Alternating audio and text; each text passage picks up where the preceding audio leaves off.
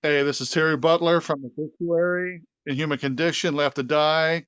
This week, as I'm in, and you're listening to the Tampa Morgue. I'm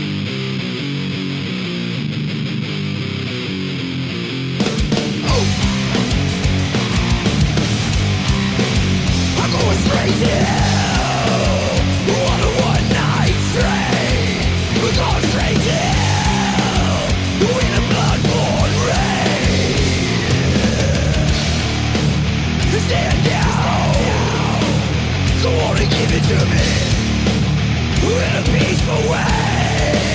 I'm going straight to hell on a one-man stand. We're going straight to hell with a poison head.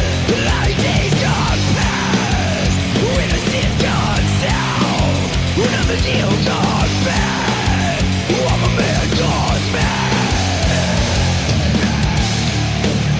Stand down, come on and give it to me in a peaceful way. I'm going straight to hell.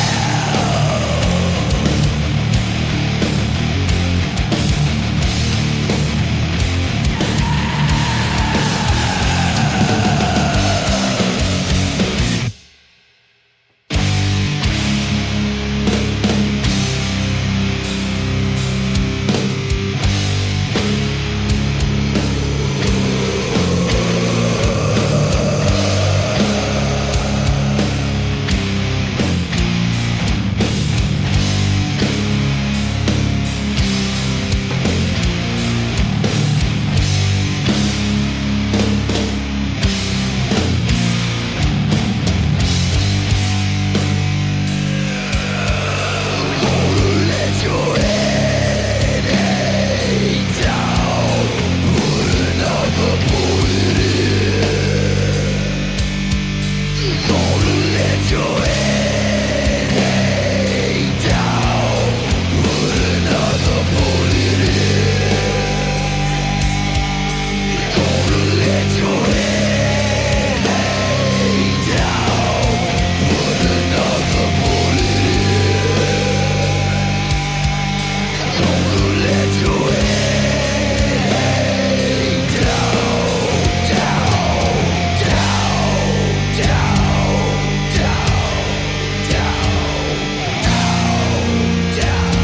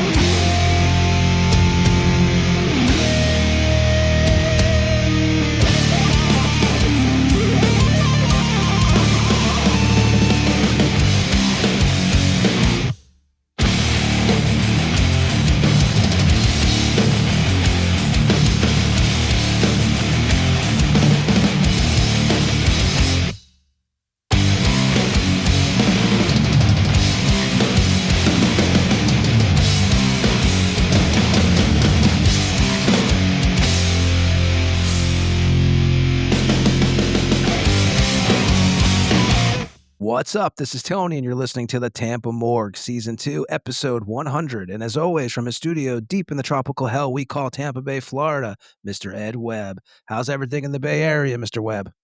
Mr. Anderson, what is going on, brother? What a shitty fucking week. Yeah, man. It's, one that will always be remembered, unfortunately, and obviously we lost the Prince of Darkness. We did. Weird.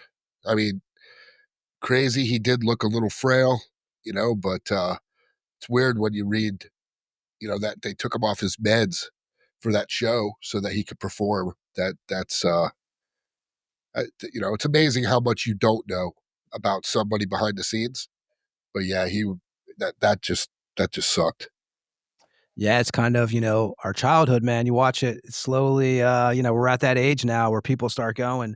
And Ozzy, of course, like you said, it was crazy. They just played that show, and I think it was 17 days later, he's gone.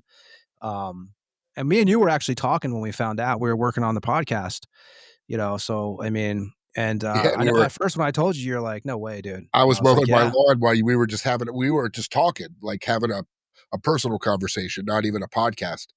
And I had to stop and pull out my phone and Google that shit because I thought, how many times have you heard somebody died and it was bullshit? But dude, as soon as I looked, it was everywhere, and I was like, oh wow, yeah, it hit a lot of people. I saw people posting that, about it that I didn't even think, were probably even big fans, but I think everybody knew Ozzy, I mean, for us, of course, Sabbath and of course his solo records and stuff, and just Ozzy in general was such a personality. We talked about me and you off the record. There's a couple of guys that we've lost that really like the Ronnie James Dios, Lemmy and Lemmy. stuff that, yeah, it's a kick in the balls, I guess you'd say. Well, and it's funny because I watched this guy who he made a video. He's like, all these people that always are like, oh, today I'm so sad, blah blah blah. When such and such dies, and he goes, I found myself a couple times like crying a couple times. He goes, he goes, I guess I get it. So, some people mean different to other people. And this guy was like, his music probably helped a ton more people than it hurt. You know what I mean? So, yeah, definitely. I know for me personally, my dad bought me one of my first records that he bought me was the live record with Ozzy and Randy Rhoads. So, I won't forget that. I remember hearing it and just that's probably was the start of my chaotic downfall.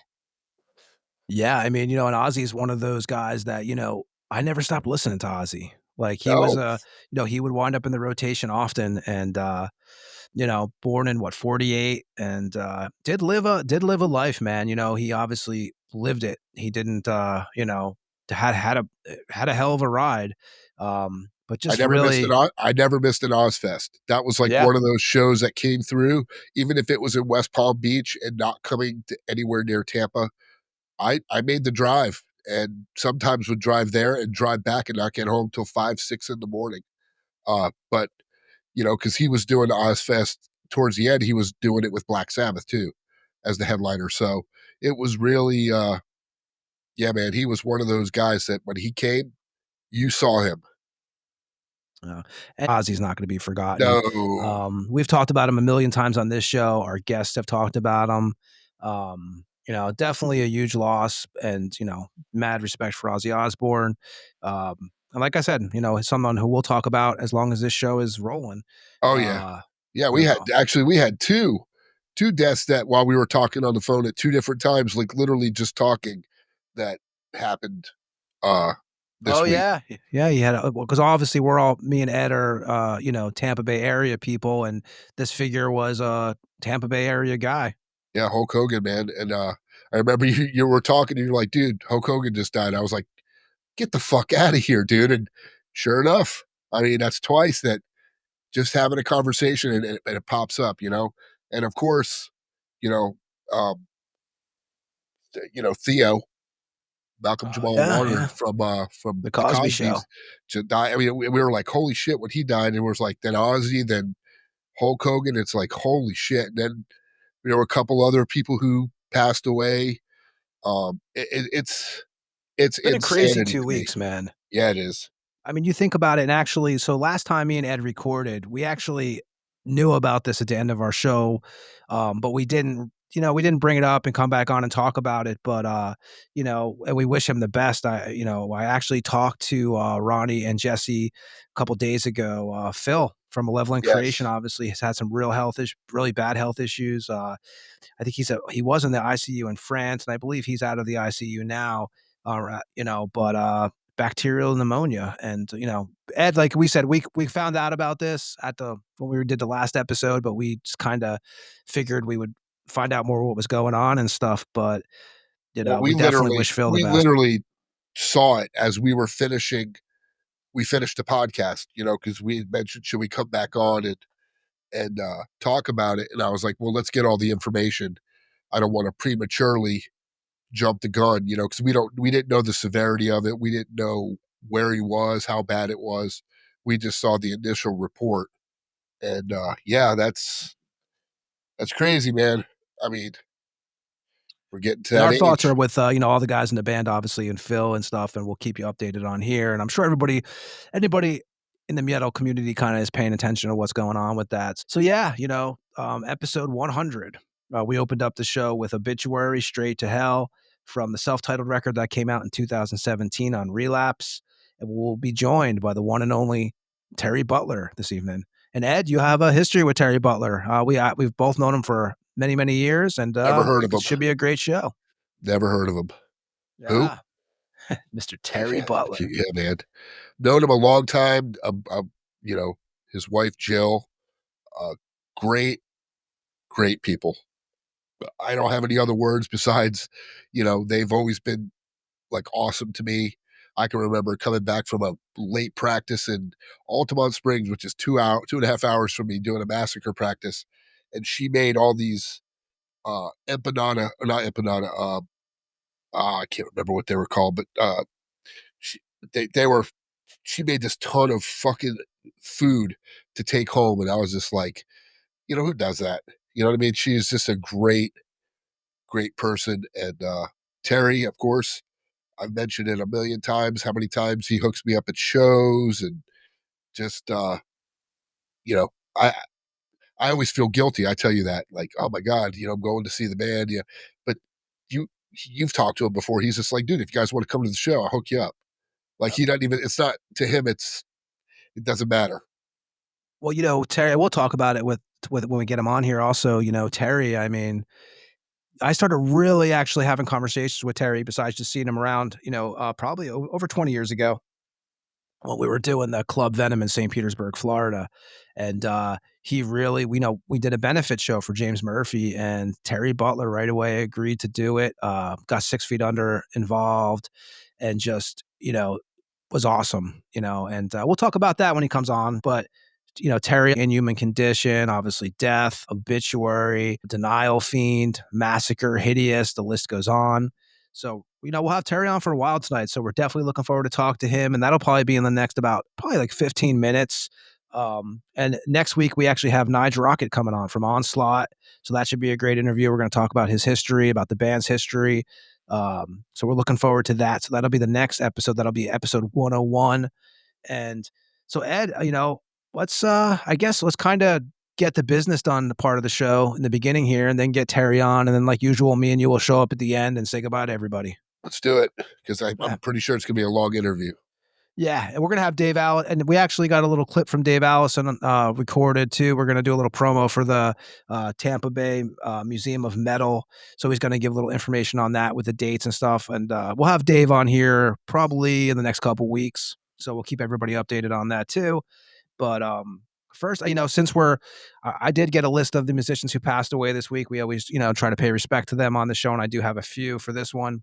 So we're gonna mention them. Then we'll mention the releases. And then we'll get Terry on. Ed, everything before I do this, everything's good on your end besides the heat in Florida. Yeah, pretty much. Just dealing with my nasal polyps again, but that's going to be rectified in the next 2 weeks. Yeah, we need you healthy, man. Yeah. Definitely. I'll read, these other musicians who passed away in the last week or two that we got sent to us. Rich McCoy, an American vocalist from the band Coffin, Faust, Majesty and Ruin, and Shadows. He was 54, passed away from cancer. Ricardo Pereira, a Brazilian drummer, 44. Govanin and Imperio Profana. Again, if I'm pronouncing any of these band names wrong, I apologize, or names. Alicio Galgia, is vocalist, guitar player, Italian. Devastation Inc., Haster, and Winternuss.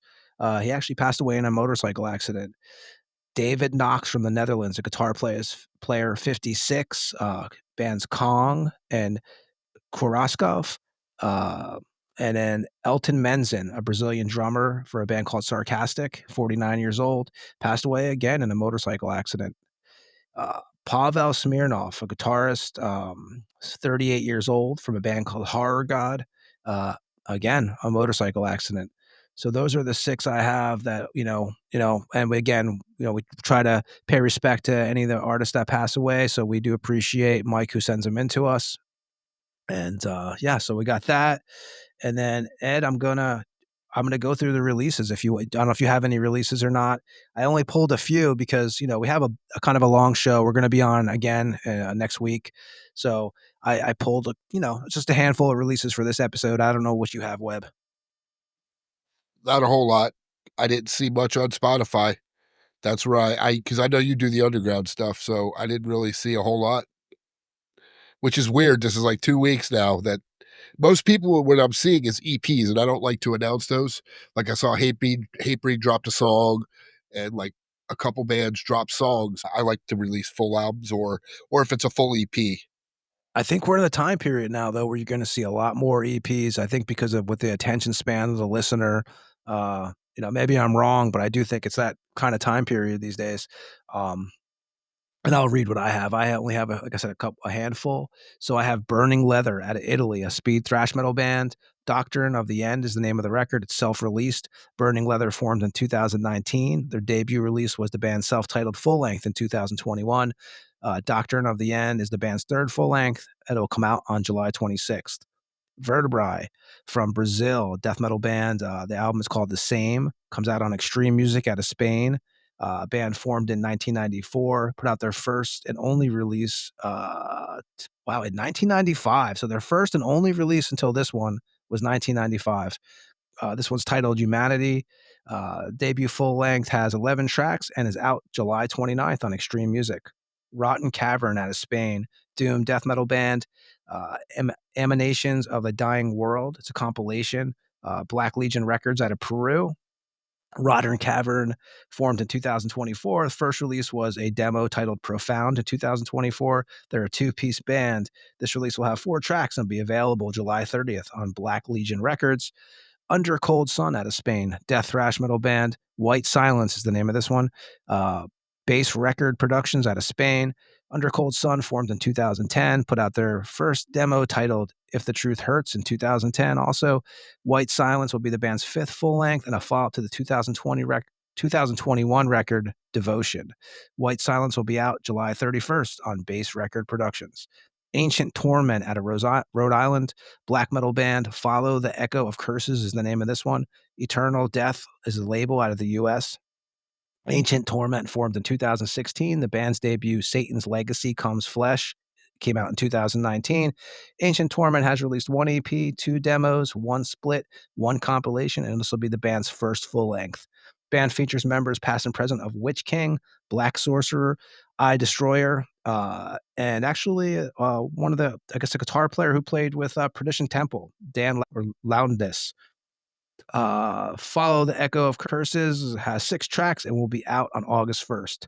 Ex Mortis, who we've talked about on this show and played some Ex Mortis in the past episodes. Started out in Maryland, moved to Tampa. Death metal band.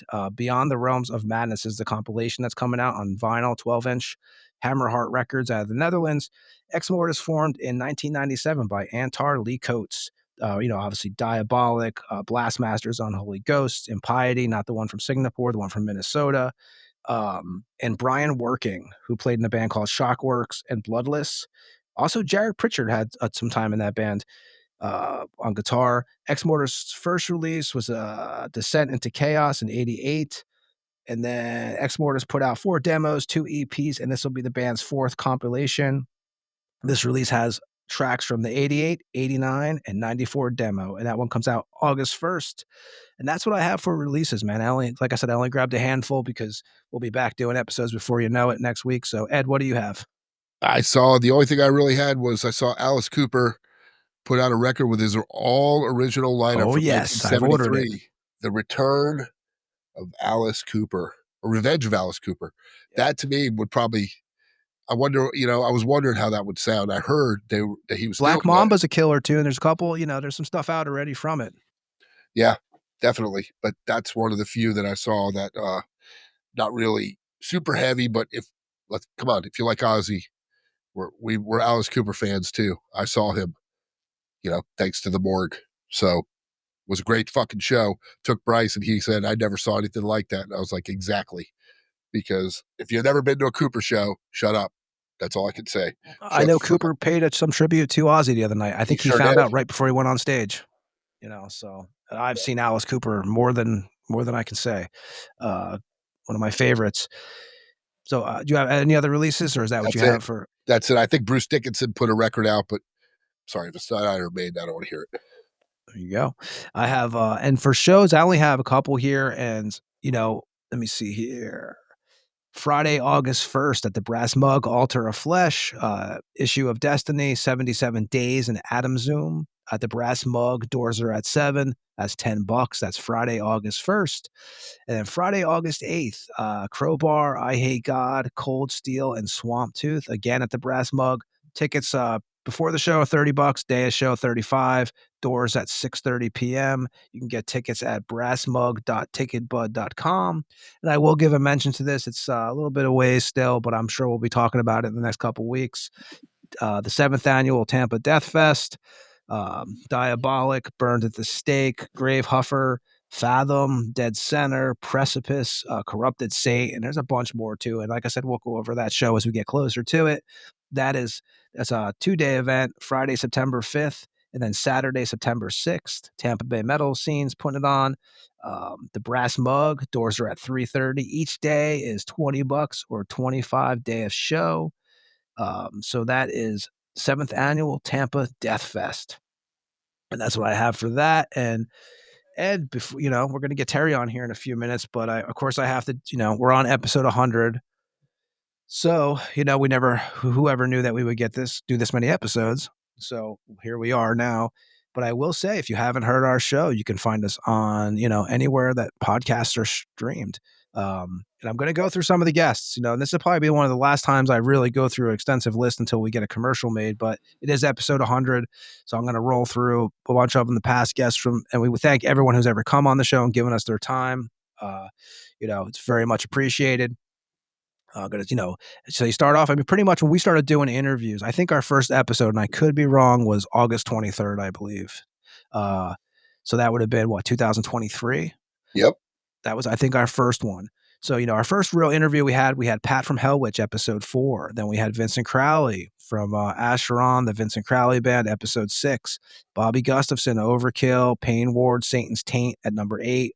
Lord Armand from Dark Funeral at episode 10. Blaine Cook, Accused, Toe Tag, Accused AD, episode 13. David Howard Thornton, who played Art the Clown in Terrifier 1, 2, and 3, episode 14. David Austin from Nasty Savage, episode 18. John Gallagher from Raven, episode 19. Bill Owen from Purgatory, episode 21. Count Gore Duvall, Hall of Fame creature feature host, episode 22, and also episode 69, actually. And he'll be back on in October again. Paul Speckman, Deathstrike, Master, Cadaveric Poison, that's episode 23. Dovidus from Luctus, Crypts of Despair, Lithuanian death and black metal bands. He plays with episode 27. Carl Kennedy, The Rods, episode 28. Jim and Pat, Morbid Saint, episode 29. Dawn of the Dead, Nunslaughter, Satanic Threat, episode 31. Dave Greger, Mortis Gold, episode 32. Kyle Thomas, X-Order, Floodgate, Trouble, episode 33. Snowy Shaw, King Diamond, Merciful Fate, Notre Dame, episode 35. Dallas Tuller Wade, Nile, Narcotic Wasteland, episode 36. Blood Serpent out of Vietnam, episode 38. Jamie Bailey, Brodequin, episode 39. Harry Quokinen, Hooded Menace, Horse Latitudes, Hail Conjurer, episode 40. Pooch from Raped Ape, episode 41. Ryan Waste from Bat, Municipal Waste, and Vulture, episode 43.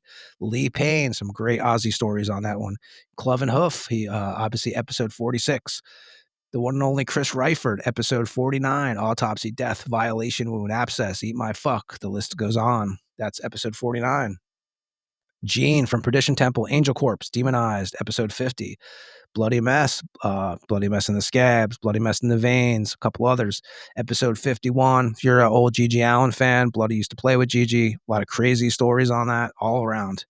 Great episode.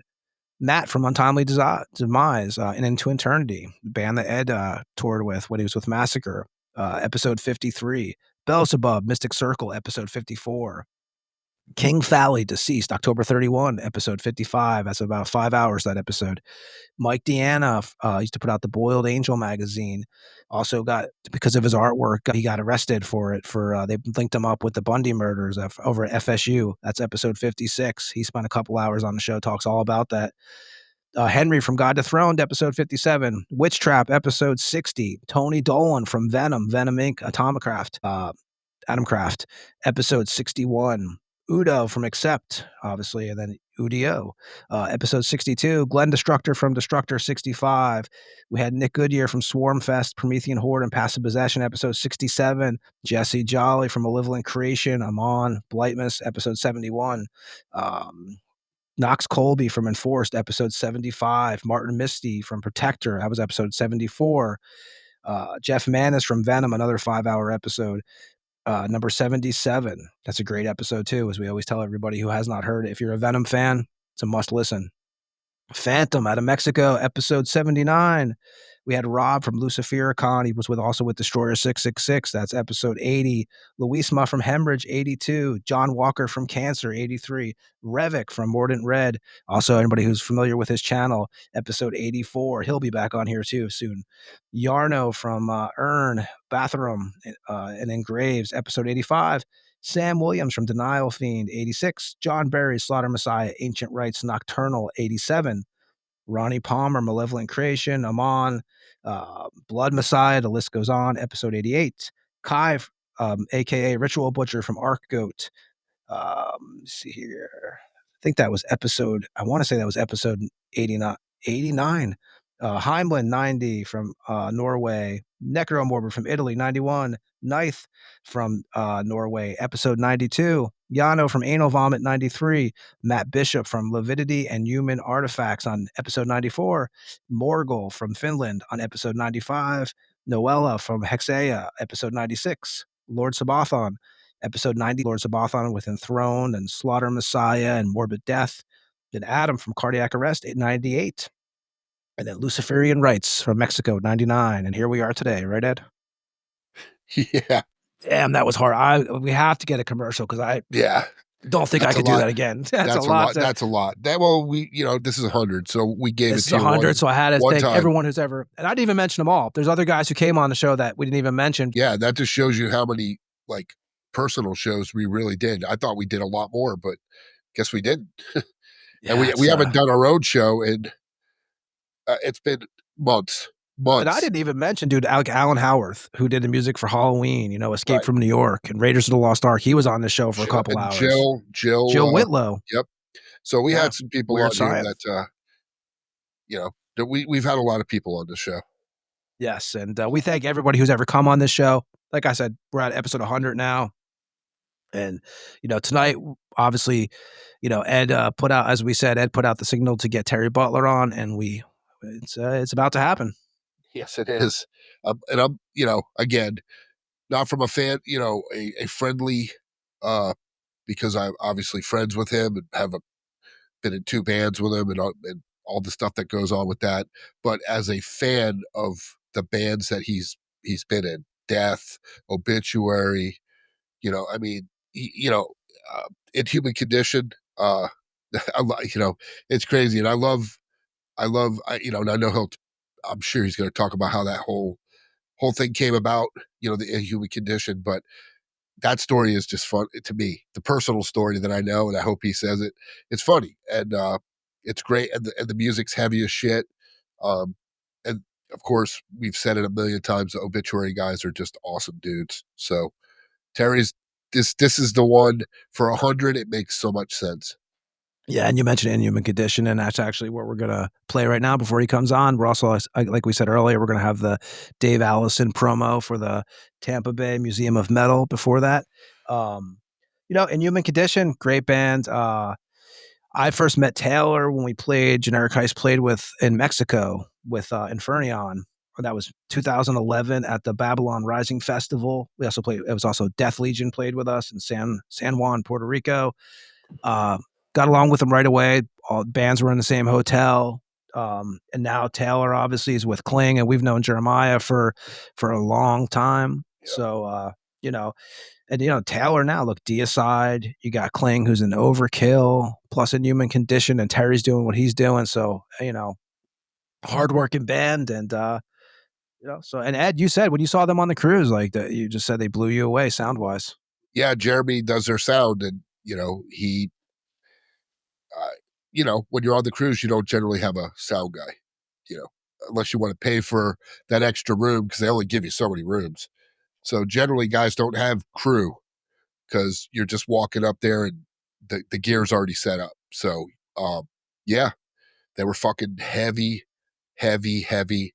And I told Jeremy after the show, I was like, dude, that was so fucking heavy. He's like, yeah, dude, I spent the whole time, you know how it works. While one band's playing across the boat, you're setting up.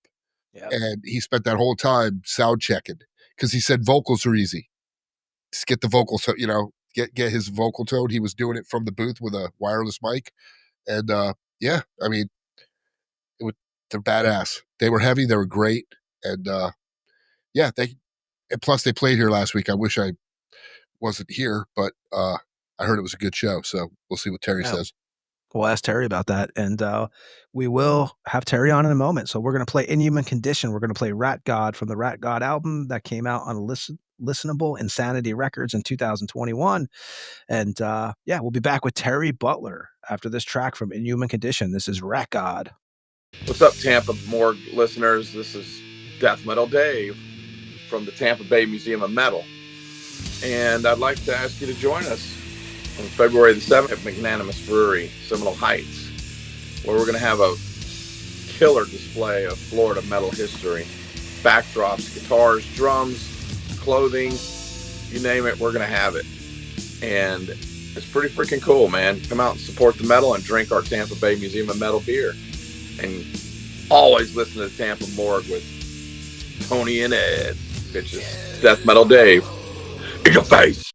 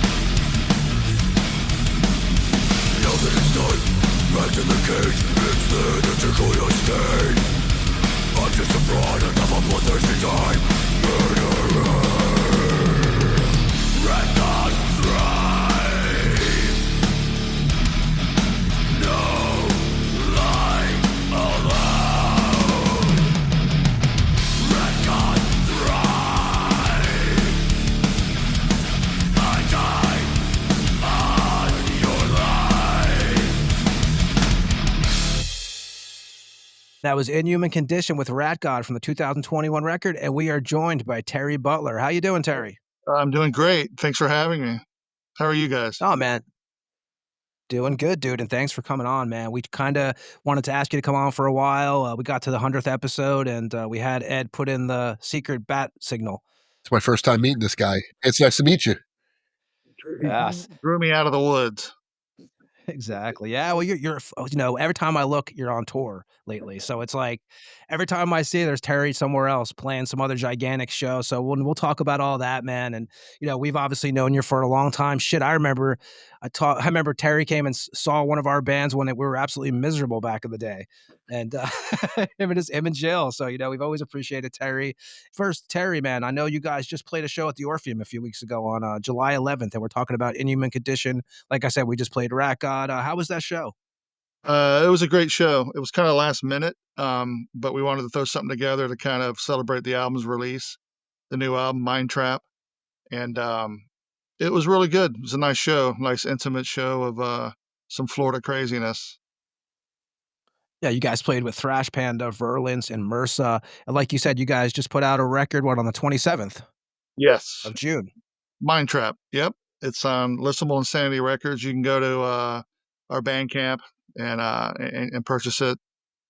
There's a lot of variations of it. It's heavy. It's heavy as fuck. Yeah, and Oh, you guys did an in-store for that too over in Spring Hill at Rocket Records.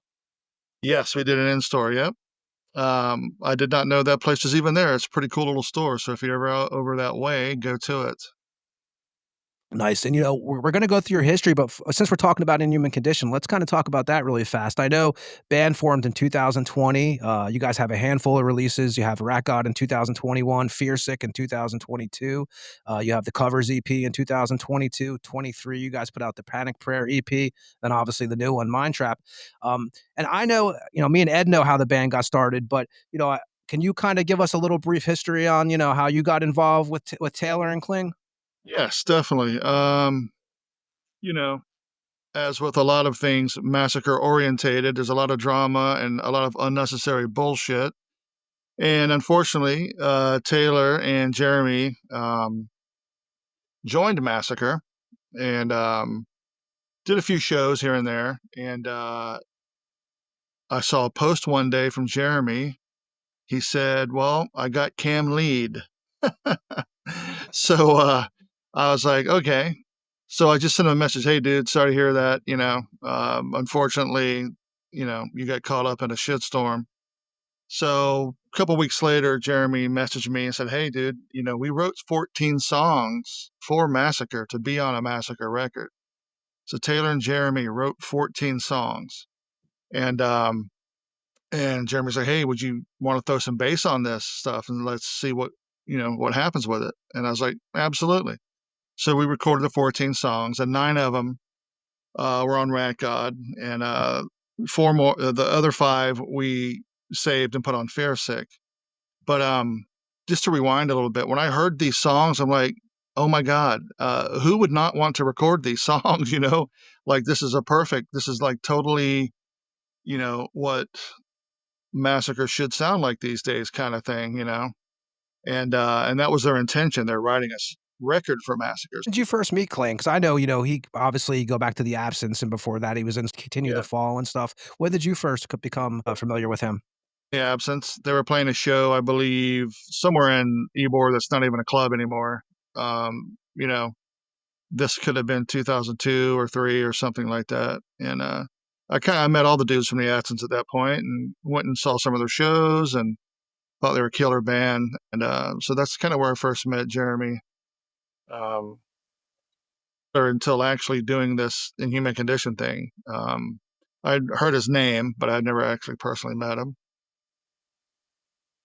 And the name Inhuman Condition, obviously, that refers to the '92 EP, which you actually wrote that song, Yeah, Inhuman so Condition. so they came back and were like, "Hey, we're thinking of calling it Inhuman Condition." I was like, "Well, that's perfect because I wrote that song and it would be a perfect thing, and obviously we thought it would be kind of pretty cool to call the band Inhuman Condition and use that same font for obvious reasons.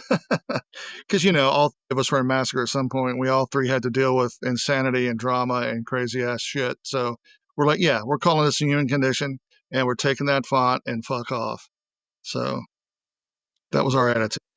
And you guys are recording that at Smoke and Mirrors, right? Which I've been there. It's actually in Kling's house, Yeah, the home sure. I studio. mean, what's more awesome than waking up and your studio's right there? So it's real comfortable, and it sounds great. I mean, the new record, I mean, the production on all the Inhuman Condition stuff is just amazing. And, you know, it's how convenient is it to have your studio right there in your house? And Jeremy and Taylor record the stuff, and then Jeremy mixes it and Taylor masters it and everything. So it's completely hands on. You guys have some shows coming up, tours out. I know you're going out with Obituary soon and stuff, but what like Inhuman Condition wise? Yes. We're putting together a run, like kind of a short 2-week run in November, and then like a 2-week run in January. Like the November run is going to be kind of like the East Coast kind of thing. January run maybe like Midwest, West Coast kind of things. What we're trying to work that out right now. You guys played the Orpheum. Are you a fan of the new Orpheum? I mean it's a club in Tampa, yeah. Did you guys play the inside or outside stage for your show? Inside, and I've played both. I've played inside and outside with Inhuman Condition, and I mean, it's a work in progress. Um, but the crowds seem to show up, and that's the main part. Let's talk about some of your history now as we do this tonight. So you're born November 10th, 1967 in Palanca, Florida. Yeah, Palanca. It's up. It's like north of Ocala, kind of. Do you actually remember the first? And I'm not talking about metal or even rock. I guess like the first piece of music that you actually heard as a kid that caught your attention. I think it was something my father was playing, probably some Chubby Checker records or Creedence Clearwater Revival, something like that. That's what my dad grew up on. So, there was always music around us. Um, even from my uncle, he was about 10 years older than me. He was playing all the cool stuff. He was into Zeppelin and Black Sabbath and Leonard Skinner and Kiss. And that's where I got to hear all that stuff when I would go over to my grandparents' house and hang out. He would play all this stuff for me. And do you remember the first actual like record you owned? I think the first record I actually purchased on my own was Double Platinum by Kiss, I believe. Um, I'm pretty sure that was the first actual record I bought. Now, I was given a few records. I had a friend of mine that was into Kiss and stuff like that, so he gave me a couple of his records. But yeah, Double Platinum was the first one I actually purchased. You were actually into Ace. Yeah, I mean that early on it was like just I thought Ace was cool. He had smoke coming out of his guitar, and on the posters I saw and this and that, and you know, jumping up and down on the bed with a tennis racket with a strobe light on. You put Kiss song on. You pretend to be Ace Frehley. But it wasn't. You have a favorite Kiss album? I think my favorite one of all the earlier stuff kind of might be like um, either Rock and Roll Over or Dress to Kill. If I had to choose just one, I guess maybe Rock and Roll Over. What were some of the record stores you used to visit as a kid? 'Cause I know you were obviously Brandon. Yeah. What were some of the ones you used to go to in high school? Well, we had a really good local one. It was called Melody Music. The guy would get all the imports in because some of the stuff we had to get through imports because there wasn't like an American release of it yet or U.S. release. And he had all the hard rock and the heavy metal stuff. Like you go in there and buy Sabbath. Like the first records I bought in this kind of genre, if you want to call it, was like Angel Witch, the first album, first Sabotage Sirens, and Hard and Heavy by Anvil. And I bought them in Brandon at Melody Records. And that was a really good local one we had. There was another one called, I think it was called Asylum Records, maybe. And we lucked out because we had a friend. He's a little bit older than us. He actually worked at the record store, and he could order these records. So he would say, "Hey, this is what's coming in this week. Do you guys want one of these?" And we'd be like, "Yes." So we kind of had we had an inn there. You know, he would like for wholesale price get us all this stuff. So What was the first like gig you went to? the first metal gig I actually went to was Nasty Savage at a place called Ruby's here in Tampa. I think it was on like Del Mabry or Nebraska. And it was just a hole in the wall piece of crap building. But you know, we didn't care. You know, we were there to see them play, and it was great. You know, I think I was 15. Um, you know, and they would play on you know Sunday night, and they would do like 2 sets. So it's like I'm getting out of there like 3 or 4 in the morning, completely destroyed from jumping off the stage and headbanging and all this, and I got to get up in 2 hours to go to school. But it was a great feeling, though. You had a handful of guys that was also into like not only UFO and the Scorpions, but they were also into like the Venoms and the Merciful Fates and stuff like that. Well, they another see just rewind a hair from the history of me, but whatever is like I think in ninth or 10th grade, I met Bill Andrews, you know, drummer, Death, Massacre, and some other friends, Marco DeChuck and a couple other friends. We all kind of palled around together, but Bill started turning me on to like the real underground stuff. He's like, "Hey, check this out. It's black. It's you know, Welcome to Hell by Venom, you know, or whatever." He gave me a cassette, like a mixtape back then of all this stuff, like Raven, Venom, Tank, Acid, all this kind of stuff. And this is before Slayer's first record, and I was like, "Oh my god, this stuff is amazing!" You know, I can't even believe I didn't know about any of this. You know, it's like it's cool. So you felt like you were part of a cool little clique, cool little club. You know, we had 5 people at school that liked this kind of music, and we hung out together. Um, so you know, great memories of that time for sure. You talked about Rubies earlier, and I have to ask, and then people who listen to this who are from the Tampa Bay area, you know, so obviously the Brass Mug, you had what? You had Brass Mug 1, I call it, which was like Fletcher, Brass Mug 2, which was North Florida, and then Brass Mug 3, which is Skipper Road. Now, when was your first time actually going to the Brass Mug? Oh, let's see. You know, it might have been to actually see Nasty Savage play sometime in the early '90s, I believe. Uh, I'd heard of the Brass Mug for a long time. I had an older friend that had worked at the Brass Mug, so I knew it was a place. See, we were playing across the street in Death, At the Sunset Club. yeah, the Sunset Club, and Brass Mug was just across the street, and they weren't having a lot of kind of metal shows there at that time like that, you know. But probably the early '90s is the first time I went to the Mug. And you met, you know, talking about those days, you know, some of the bands, Nasty Savage, Argus, Sirens, and stuff. What are some of the bands, you know, that were around back then who were kind of, I guess, I don't know if it's called popular, but were the bands in that scene that people were paying attention to at that time? Especially for you guys who are like, what, 13, 14, and Well, 15? yeah, you know, for us early on, Nasty Savage and Sabotage, who were Avatar at the time, were like our local heroes. You know, there was another band called Argus around that time, and it's funny. It's like in Massacre, we would rent their PA, Argus, and a lot of other people started renting their PA. That's kind of what they did too to play shows. But Argus was one of the early bands too. Nasty Savage, Sabotage, but when we started playing, hearing some of these other bands, there was a band called Dead, which I think is Jim Coke's way early band. I remember maybe Brutality was kind of beginning around that time. So there, you know, there was a handful of bands. Amon, I remember playing with Amon Open Force like in '88 or '89 at the Sunset one time. So You mentioned Bill Andrews, you know, so Bill Andrews, you're friends with him, and he's mentioned the band Mantis to you, right? So you're kind of getting it's on your radar, and I think you missed the first time they played at Ruby's, but you went back again when they played with Nasty Savage, maybe '84. That's when you first met Chuck, and I'll let you tell yes, the yes. story. So yeah, I kind of jump around some, but yes, I mean Mantis. I remember being at school one day and Bill's like, "Hey, I was over at Mark Chuck's house and they got this demo called, I think it's Death by Metal.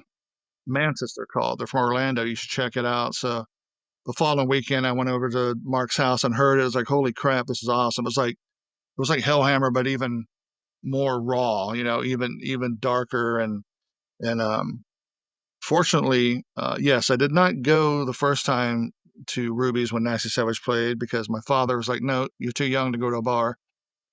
So I convinced him the second time they played. I begged and begged for like weeks until he got sick of hearing me talk, and he said, "Just go. I don't give a shit what happens." So, but I saw this guy walking around with like a Ziploc bag of cassette tapes, and Bill's like, "Hey, that's that dude that he's in Mantis. You should go talk to him if you want one of those demos." So I went over. I said, "Hey, man, is that Mantis demo?" He's like, "Yeah, it was Chuck." So we talked a little bit, talked about music we liked and whatever, you know, and I bought the tape from him. I still have the tape to this day. And that's when I first actually met him. It wasn't until a few years later that, you know, I was joining Death, which is crazy. But that was my first experience meeting Chuck or seeing Chuck. And Death, so Death's first show ever, was that, 84 at, Ruby's? Well, I know they played there. I believe that was the first time, maybe Halloween of '84 or something like that. And then they played New Year's too. It was the eve of New Year's Evil, they called it, I think. That may have been the first time, 85, New Year's 85, but which would be 84 as well. So the end of it. And what and when do you actually first pick up a bass? You know, 'cause I know you're an Ace Frehley fan and stuff, so, you know, when is the first time you actually pick up an instrument in general? Um, my friend had an acoustic guitar around that time, around 83, 84. I'd pick it up and try to do something on it, but it always sounded like complete garbage. But I didn't really get serious about anything bass wise. I purchased a bass in '86 and, you know, plunking around on it, this and that. But like I was at every Massacre practice you could ever mention, and I knew the Massacre songs just by watching what frets were what, you know, so I could play them. And whenever Borders was kicked out, Bill called me up and said, "Hey, dude, you know, bring your bass over and let's try this out." So I came over, and that was it, you know. You mentioned you were at all the practices, so I guess at what, 84, Bill forms Massacre, and so was the first lineup, Mark Brent's, Scott Blackwood, JP That's here. Schotter on guitar, and then Alan West? Yes, that's like the first official lineup that it could actually play out live. Or there's like even an earlier version when they were just jamming in his bed in Bill's bedroom. It was Alan West, this dude named Angel on guitar, and Bill. I don't even think they had a bass player yet. But the lineup you just mentioned, yeah, that was like the first lineup that actually started playing some shows. They played a handful of shows with that line. It was all cover songs, but they did have one original called Death in Hell. And for you, did you have a few garage bands, but, like, prior to that? I mean, yeah, but they weren't anything serious. I mean, um, No names or anything? I completely forgot the actual name. Cranium. I was just like, Nice. "Hey, I got So these you songs written, dude. Why don't you bring your bass over and kind of hear?" So I'd go over and yeah, it was all right. You know, we were trying to write some songs or whatever, but you know, just you got four nerdy 14, 15-year-old kids, just you know, wasn't clicking, but whatever. We tried. I think Chuck comes back to town, and he actually has no Yeah, band? so, you know, Massacre, when I joined, we put together 8 shows up the East Coast. We were gonna be gone 2 weeks. Our tour, this is like,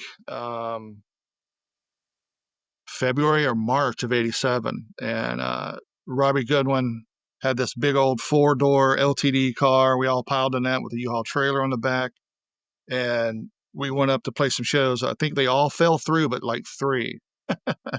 So we were gone like 2 weeks, played 3 shows. But you know what? That was a lot of experience early on to try and to figure this out and learn. You know, we had to rough it on the road. You know, it was tough. It was in the middle of winter, but we did it. You know, so like we came home from that, and not too long after that, there was a show at the Armory in Tampa.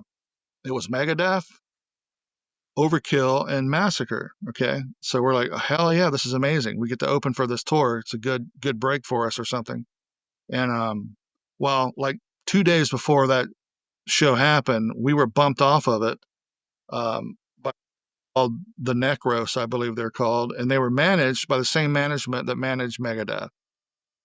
So we got booted off of that.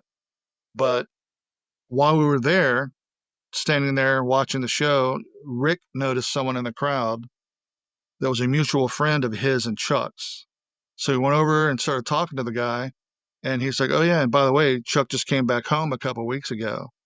It's just him. He's got no band." So Rick, um, at this point, I think Rick was already living back in Orlando, and he went over to Chuck's house, said, "Hey, dude, what's up? You know, you don't have a band. We're kind of not really doing anything right now. How about if we try out and, jam with you and see what happens?" And Chuck's like, "Sure." So me and Bill and Rick went over and started jamming, and it was like awesome. Like Chuck was like blown away by Bill. He's like, "Dude, you're like Dave Lombardo. You're like, your timing is perfect, and you can play Slayer beats and double bass and all this stuff." And like he was totally into it and loved it. So the Massacre thing was like, I don't know if we officially said, okay, Massacre's over, but we're like, okay, we're moving on. We're joining Death, and Cam was left floating in the wind, which he should be. And that was great. We loved it.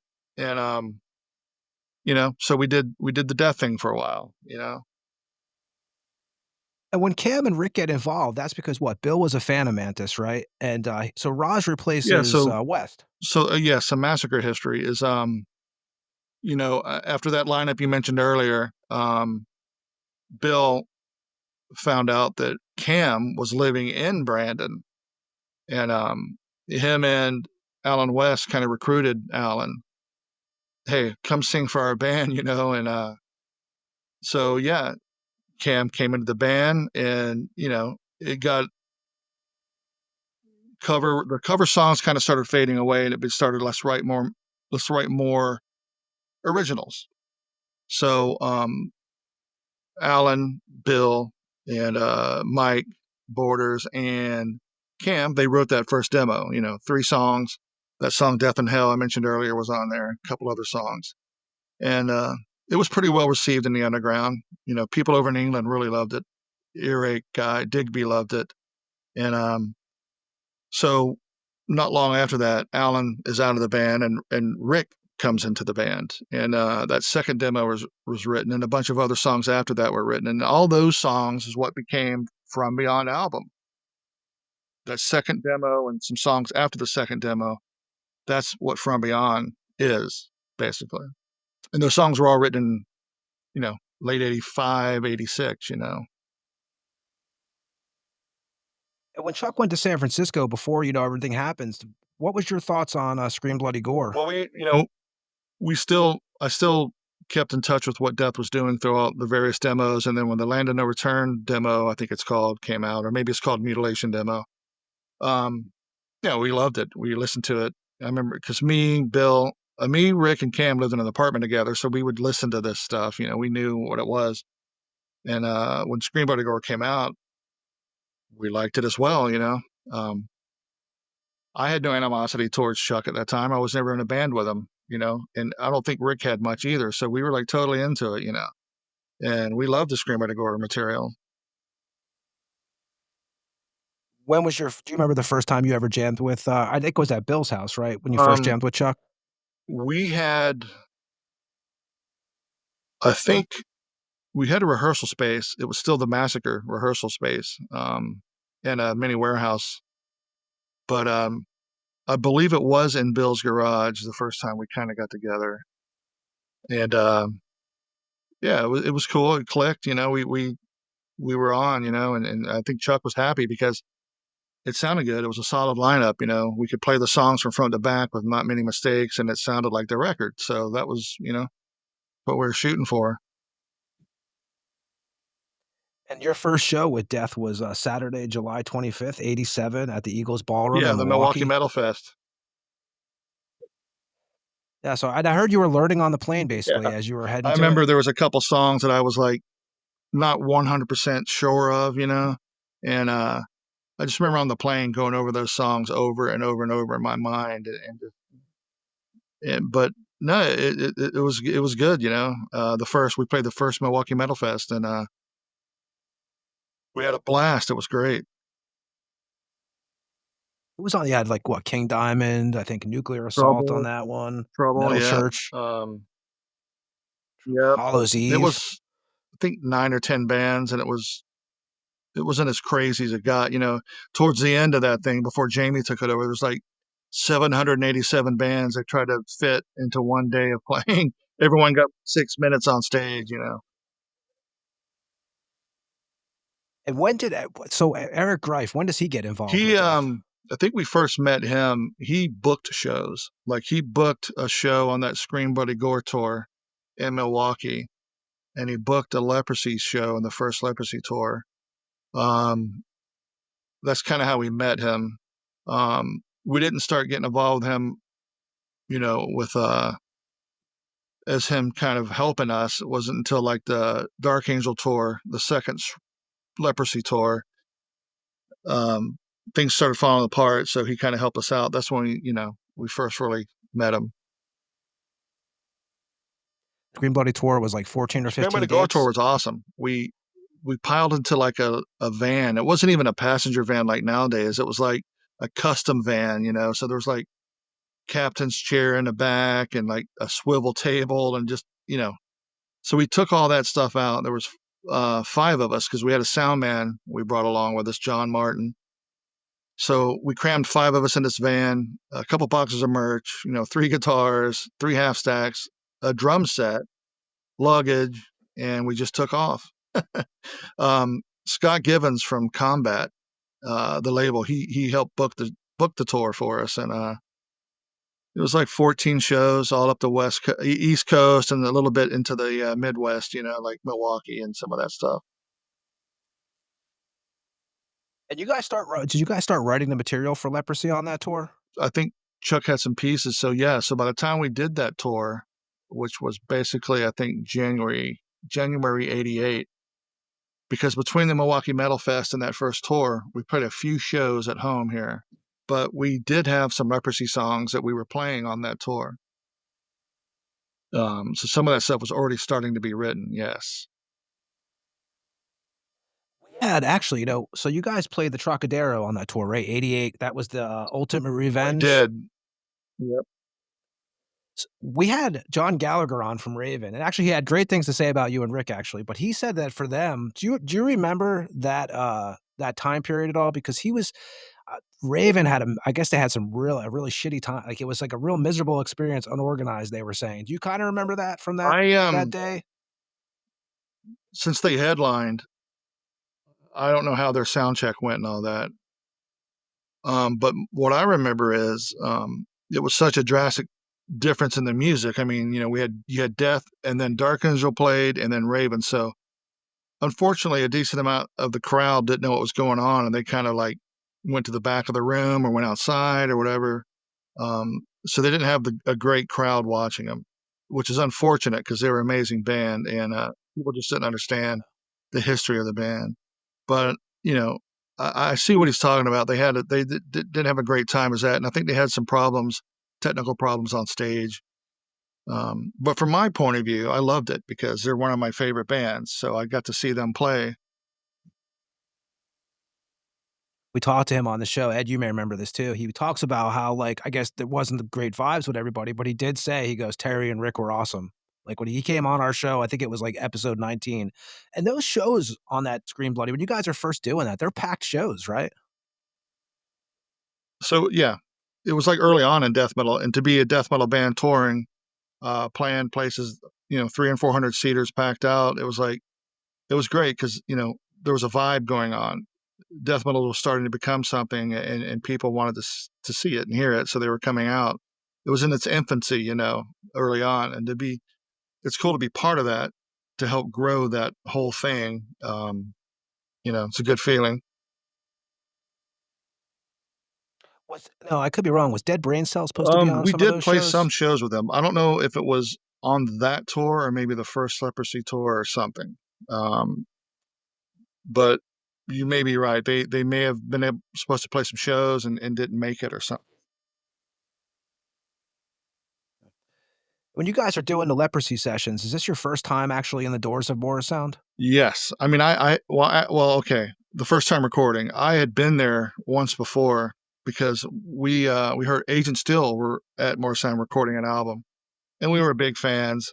And this was in the Massacre days, and we were like, we wanted to go meet those dudes and maybe meet someone at Morrisound, to maybe help us out in some way.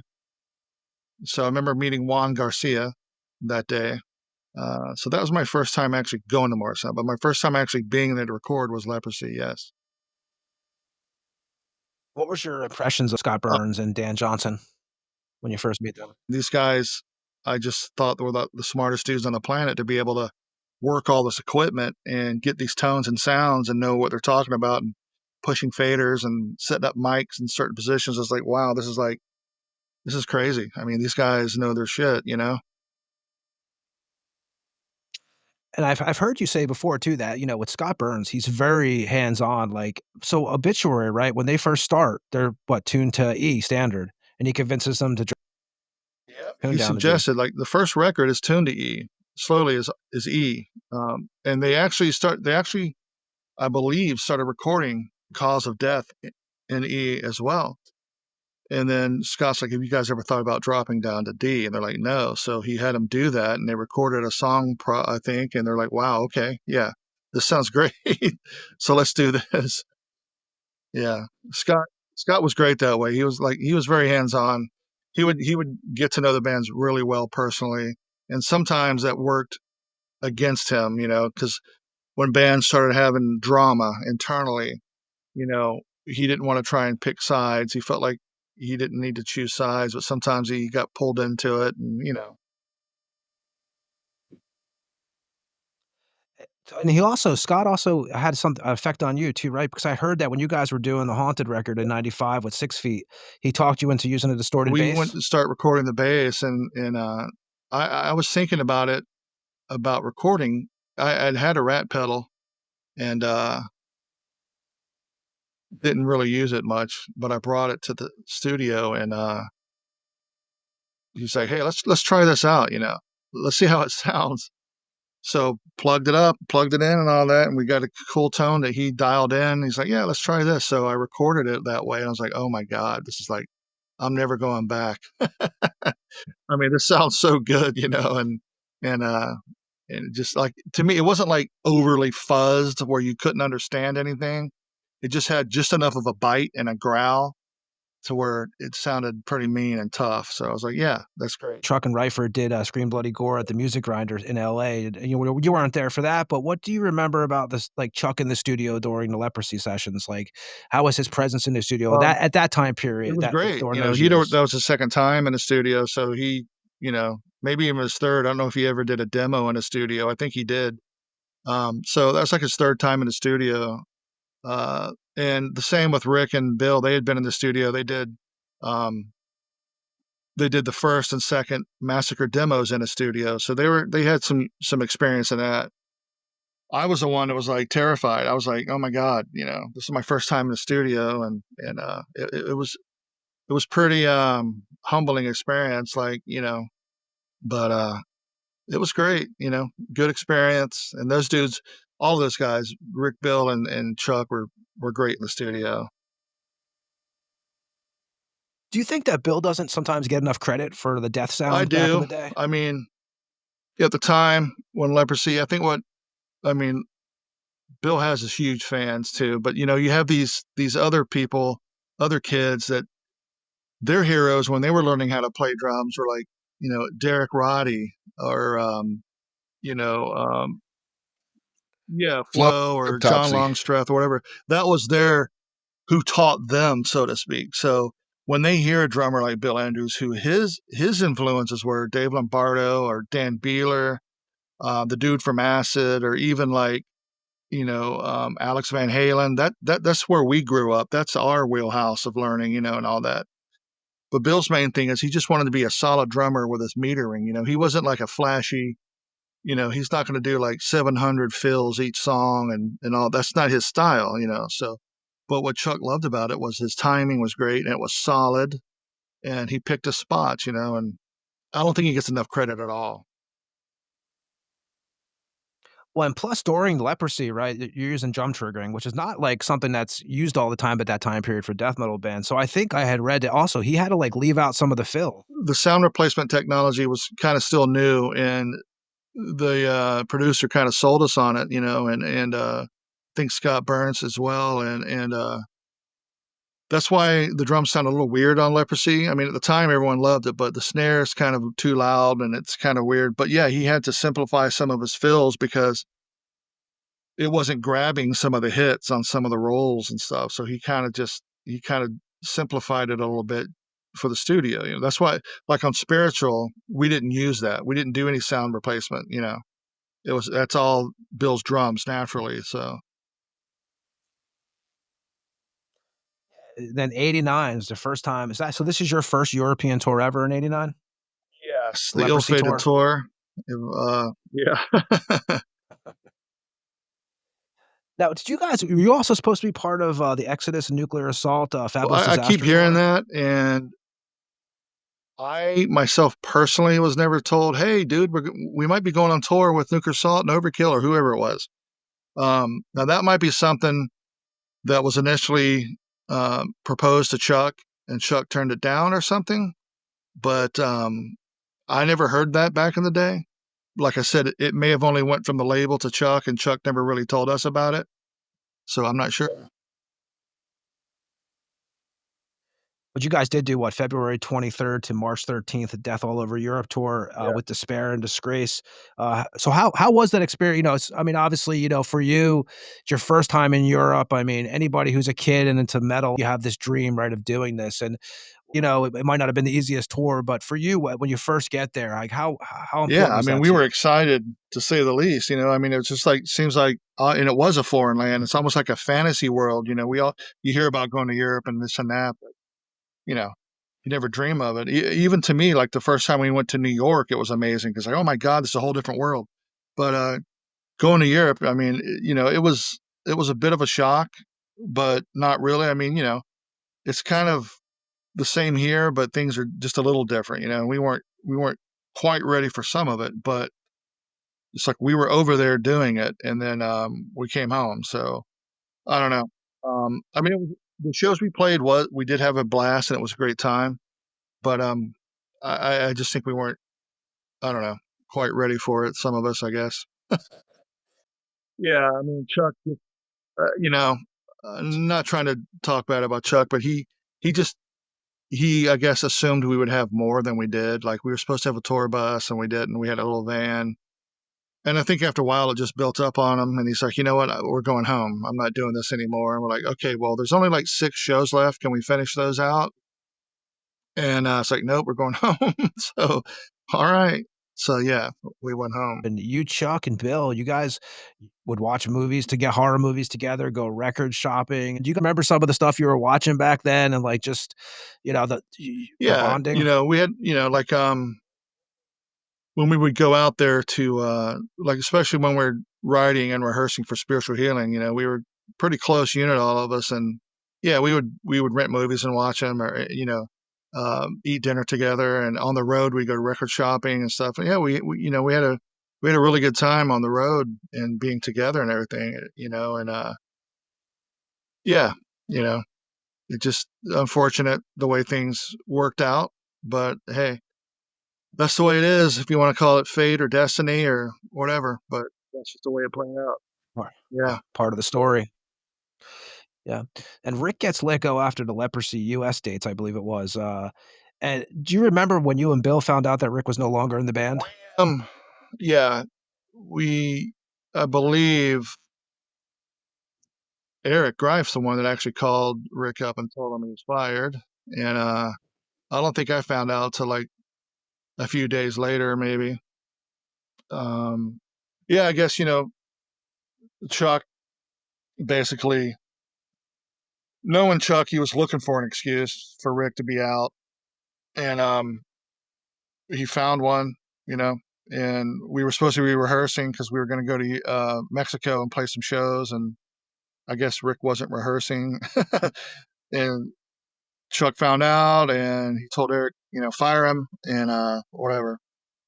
It wouldn't have made a say so if I said yes or no to fire him, because that's just how Chuck was. Once he had his mind made up, it's hard to change his mind. Is that when, Mark Carter got involved, who played with, Tempter out of Longwood, Florida? Is that when he kinda stepped in the band for a little bit? What we did was we went to Mexico and we played a couple shows, and actually Paul Masvidal filled in on the guitar for that. We asked him to come play, and he filled in on those shows. So then when we got home, we started rehearsing and writing Spiritual Healing, and I think we had a song or two down, and we're just like, man, we need to find another guitar player. So we started looking around and calling around. I started calling some people here in Tampa, a couple people, but it just didn't work out. And then I remembered I had met James like a year or two before that. A couple years earlier, I met James at Sunset, and was friends with him. And I told Chuck, said, "Hey, okay, I'm sorry, I'm getting out of order here." Yes, okay. So we called Mark Carter and it's like, "Hey, there's or um, would you want to come in?" Because he was more of a rock dude, more of a just straight normal metal guy, but he was a shredder. So Yeah, 'cause I think Tempter played shows with Death in '84 actually at, yeah, the he was a great Columbus guitar Hall. player, but he was a little more on the hair metal side, I want to say, and so I think for about 2 or 3 weeks we jammed with him, and he was killer. He came up with a couple riffs that were cool. I don't think they were ever used for the record, but we were just like talking too one day. We're like, man, I don't know if this is the guy that we're looking for. I mean, he'd be good in the studio or something, but we want someone that can go on the road too.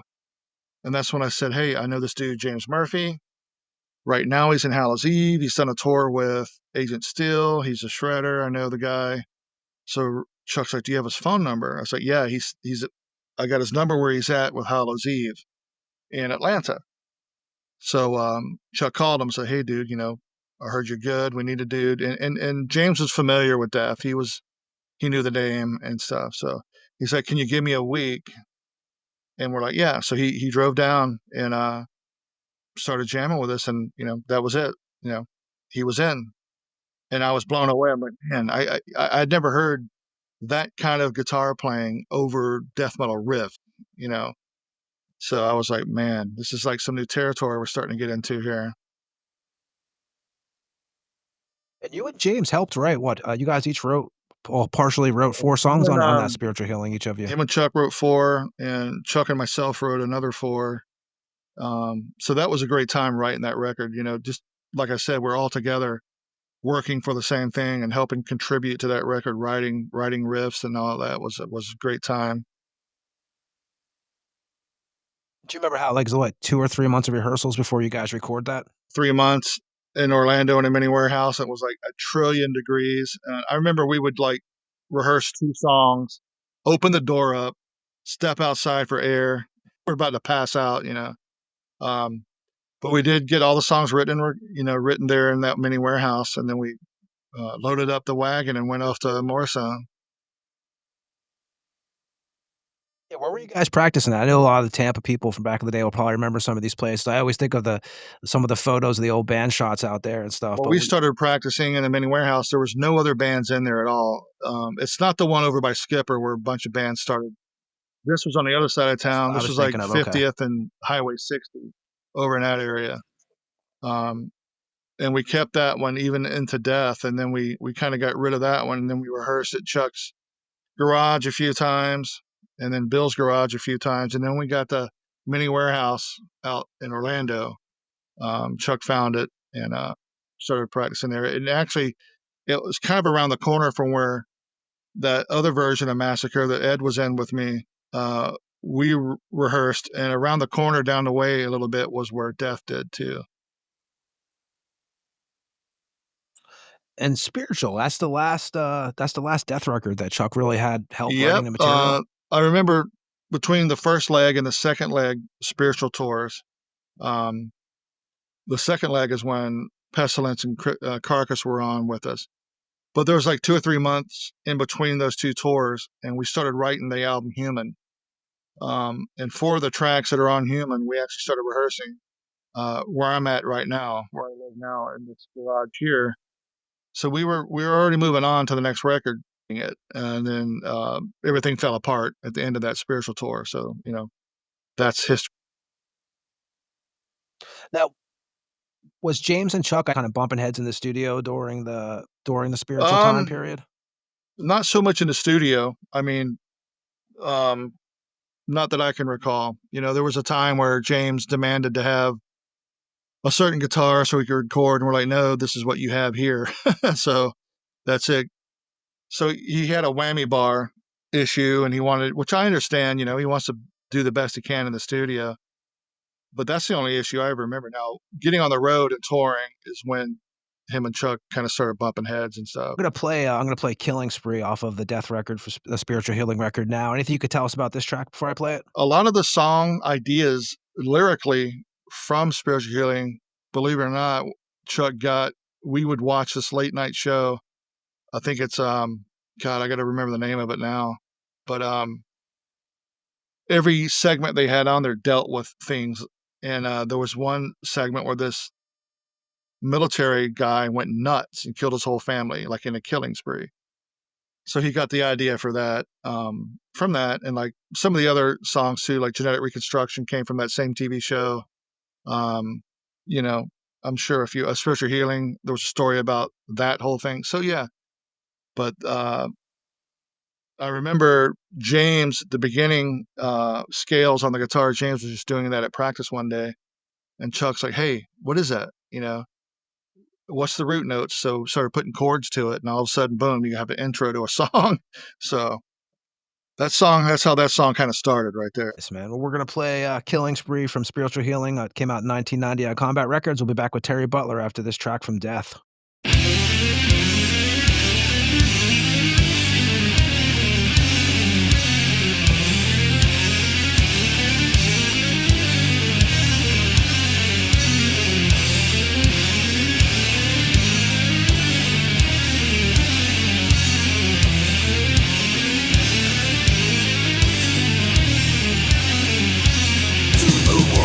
Around, he was the perfect person, waiting for an hour.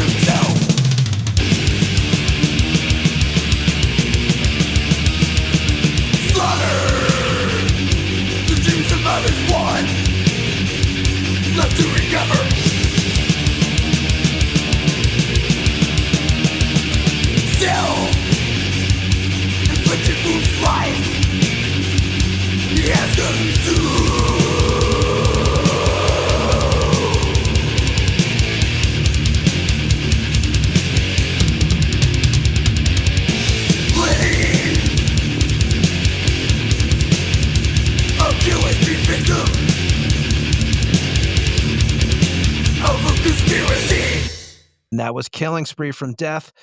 87, do you start, like, during the end of that recording and obviously the touring, like you're saying, are you starting to notice the different vibe from Um, Chuck?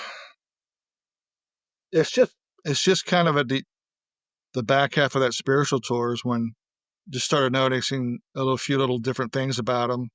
Um, I think he was getting a little bit disenchanted with actually singing death metal, and he always had in his mind to get better and better on guitar and be better. Like, we would listen to Watchtower constantly and stuff like that. So I think that's the direction he wanted to go, even in the spiritual days. So I think he started kind of getting, I wouldn't say bored with the whole thing of playing death metal and touring, but I think he wanted a different vibe, a different feel musically. And I think that's what's kind of pulling at him. And he had some personal issues going on that distracted him a lot on that tour as well. And yeah, he just started kind of acting a little differently, to where by the time the tour was over, he just was he ghosted us, for the lack of a better term. You know what I mean? James left what, April of 1990. Do you remember Yeah, when it he was was like let during the go? tour, like we had like a week left out in Oakland. Do you guys do 3 It shows as, like, a was three-piece we or a it couple happened in shows? Oakland, California, and we had shows all the way back to Tampa, basically. So I think there was about 5 shows left or so. It just came to a point out in Oakland, California. Chuck's like, "That's it, you're out." And, yeah, there Is that the was old the an diner issue thing? where um, basically Chuck got pretty embarrassed by James in a restaurant, and you know Chuck's like, "That's it, dude. I've had enough of your weirdness and quirkiness and this and that, and gone." So I'm like, "Damn, man. Oh, couldn't we have at least waited till we got home?" But hey, it is what. And I know you've talked about this a million times, but of course, we're going through your timeline, so we'll have to talk about it. I guess, obviously, the European tour you guys did with Yeah. Creator, which was without Chuck in 1990. Um, and so I heard that Louis didn't even know that Chuck Yeah. wasn't So I coming mean, until here he got to the airport. what happened was, we had a week off after that last spiritual healing run with Carcass and Pestilence. We were going to rehearse a couple times because Walt Trachler was going to play guitar, rhythm guitar. Yeah, he was going to From play Rotting Christ rhythm and guitar. He was Devastation. our sound man at the time, and Louis was going to come along to be the drum tech. Well, things fell apart really bad. Basically, uh, Chuck kind of disappeared, and we had signed all these contracts and signed all this stuff, and it was a co-headlining tour with Creator for 9 weeks in Europe. I mean, tickets were sold, shows were already sold out. Creator had There was 10 people they were employing themselves just for the tour. Um, and Chuck wanted to cancel the tour. Basically, he didn't even say anything. He was like just in hiding, basically. And so we started talking. Like, we can't cancel this tour. What's going to go on? So we went out to Chuck's house with a couple days left before we go on the tour. And basically, we signed this piece of paper, everyone, saying that while we were in Europe representing death, um, Chuck's not going to be liable for anything that happens. We went over for 9 weeks, co-headline tour Creator. I wish Chuck would have went because he would have had a blast. Um, we had a bus on our own. We had our own crew. We didn't have to do anything but sleep, wake up, play a show, and go back to bed if we wanted. That was it. But he was in a different mind frame at the time, and I'm not going to blame him for that. Everyone's different with their thoughts and what they want to do and everything. I understand. And maybe if he had just communicated with us a little more, we may have been able to work something out. But we felt, talking to our manager or talking to our booking agent and talking to their booking agent, and the weight of all of this, if the tour would have been canceled, you're talking about thousands and thousands and thousands of tickets being refunded. 10 guys that won't have work for 9 weeks. It was just like a lot to weigh in on, So we decided, let's give this a shot. So when we got to the airport in New York, I told Louis, like, hey, where's Chuck? I'm like, well, unfortunately, he's not coming, and you're going to be the singer. Like, what are you Surprise. talking about? I was like, dude, this is what we got. You have to get up there and sing. Walt's going to play guitar. We're just going to try and do this. So when we got to Europe, we put together a 45-minute set, and we just for 2 days practiced in the hotel room, and we got it down. And yeah, it didn't sound like Death because Louis doesn't sound like Chuck singing, but we made it happen. We made it work, and we fulfilled the contract. We fulfilled the tour date, you know, and we knew that was our last days in Death. Obviously, we knew that. So at the end of that tour, I contacted Rick. I was like, "Hey, dude, this is what happened. I heard Eric has interest in Massacre. Let's put the band back together. Let's record From Beyond just to get something out there and start writing new material." So that's what we did. And you know, like I said, it was unfortunate the way it ended up. But I mean, it pissed Chuck off, and that was a good thing for him because it put a fire back under him. He called up the Cynic dudes. They put out the Human record, and he went on to put out other records. So in a way, um, you know, I don't know if he needed to have this happen or what to like reignite his fire or whatever it was. But we felt we were backed into a corner, and we were just trying to do what was best for us. We thought at that moment, because we were kind of still new in the industry, and I didn't want to get a bad thing on my name from any booking agents or anybody else. Oh, don't work with that guy. They canceled a whole tour, that kind of thing. So, we were young and a little bit inexperienced with some of that stuff. So we just thought that was our best course of action. And I'm sure, people hate my guts and wish me dead for, in their mind, I had a coup, a mutiny, and tried to take over the ship. But no, we didn't try and take it over. We finished out something that was in writing that we agreed to do. We didn't want to get sued by God knows how many people for canceling that tour. And we knew we were done with the band, so we didn't try and take anything. Well, didn't Chuck also, like, halfway through the tour, he said, "I'll come on, I'll come Yeah. finish it," and the Yeah. Creator guys were like, don't come out Oh here." yeah. Well, because Miller was furious when Chuck wanted to cancel the tour, and his whole crew were just beside himself because they thought, great, I have no work for 9 weeks now. But 3 weeks into the tour, our booking agent called us, and I talked to him. And he's like, "Yeah, Chuck called me and said he wants to come. He wants to join the tour now." And our booking agent told him, "You can't do that." And he's like, "What are you talking about? It's my band." He's like, "Well, besides that, Rick, Bill, and Terry all signed on the contract. They're 2/3 of the band too. They're over there touring, and nobody wants you over there from the creator side or anybody. So it was just a mess, and that's the point right there where Chuck's like, "Okay, I'll show you. I'll half of Human's already written. He probably had some of the other songs written too. He called up the Cynic dudes, and they put that record out. But you know, like I said, you know, it's one of those. I don't want to call it a black eye, but it's one of those things where it's like a little sour that yes, we did that tour, but it wasn't the way it should have been, and you know, nobody was trying to take the band over." So, When you first start doing that tour, are the fans like are you getting like a weird feedback? Because I know eventually I know Poland, you guys played in front of a shitload of people on that tour. I think we tried to make an announcement the first couple shows, like, "Hey, unfortunately, Chuck did not make it," and language barrier, they don't know what the hell we're saying. So we're like, you know what, let's just play. So we just played, and I think word of mouth, because you had no internet back then, you had no cell phones, no one was calling people, no one was doing that crap. It was just word of mouth stuff. So, um, and we just let it ride.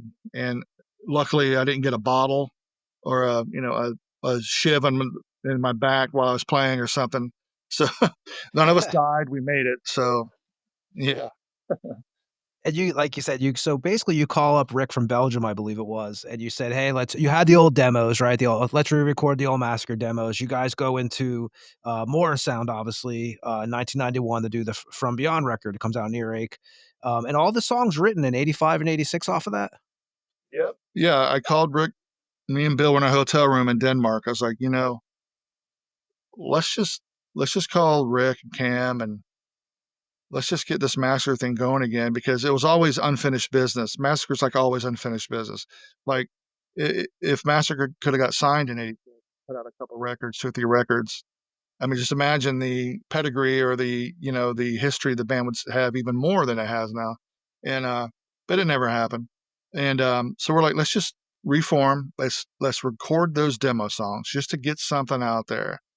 Get the name back going again and start writing new songs.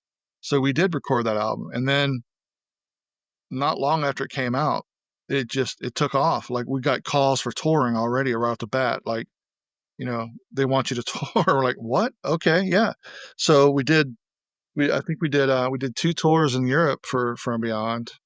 And we started writing stuff for the new one. That's where Inhuman Condition EP came about. And we did a couple tours for that. And it just fell apart after that. But What was it? 2 U.S. tours and 1 European. it was 2 European tours for From Beyond. And then we did a U.S. tour for Inhuman Condition. If I can recall, maybe we did 1 tour for From Beyond in Europe, and then we went back and toured for Inhuman Condition EP in Europe, but we did a U.S. tour as well. Or that was a great tour for you guys. That was great. Tours, I get them a little bit mixed up, but I know that on those 2 tours, the opening bands were Grave, Immolation, Demolition Hammer, and Morgoth. So pretty good lineups there. How was the vibe when you guys? I'm actually going to play "Defeat Remains" here in a second from Beyond. How was when you guys first get back in that studio in '91? How was the vibe between? Was it like chemistry was there right away? Yeah, I mean, it was fun. It was like fresh and new again, and it was fun rehearsing those songs, because I always loved those songs. I always thought, even back, like, man, these songs, I just wish these could get out into the public. They're catchy, they're heavy, they're very riffy and thrashy and death metal all at the same time. So it was cool to get in the studio and record those songs, and to see it get out there, because I thought it deserved more than it did, in the demo days. I'm going to play "Defeat Remains" now from Massacre, from the From Beyond record that came out in 1991 on Earache Records, and we'll be back with Terry Butler after this track.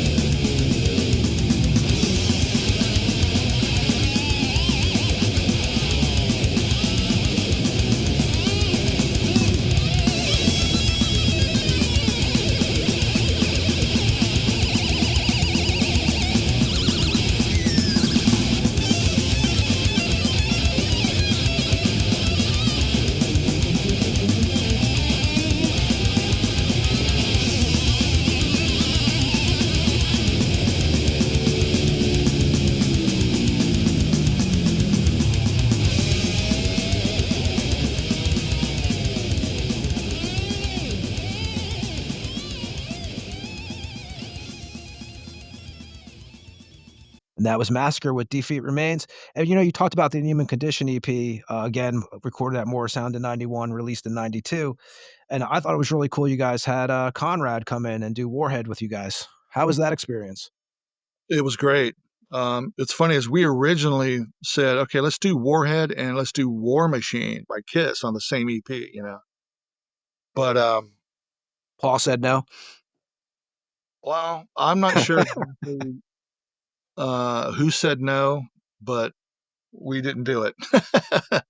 Who knows? Maybe Gene said no, don't have that band do that. I don't know, but it just it's probably the label. They're like, hey, let's just do War, and we can get we'll get Cronus out there, and it was great. Rick picked him up. He flew into Orlando and came to the studio. And we recorded. He came back to my house and looked through my record collection and was talking Oh about. shit, that's I awesome. was just blown away because obviously he's a major influence at the time. He's one of the reasons I even started doing this whole thing. So yeah, it was great. It was great, and he did a killer job. And yeah, we had fun. You mentioned obviously everything falls apart, which eventually, in all bands, this eventually happens. But Bill was the first one to quit in '92. I just remember at the end of the last tour in Europe, which yes, we did tour for Inhuman Condition in Europe. Now I remember.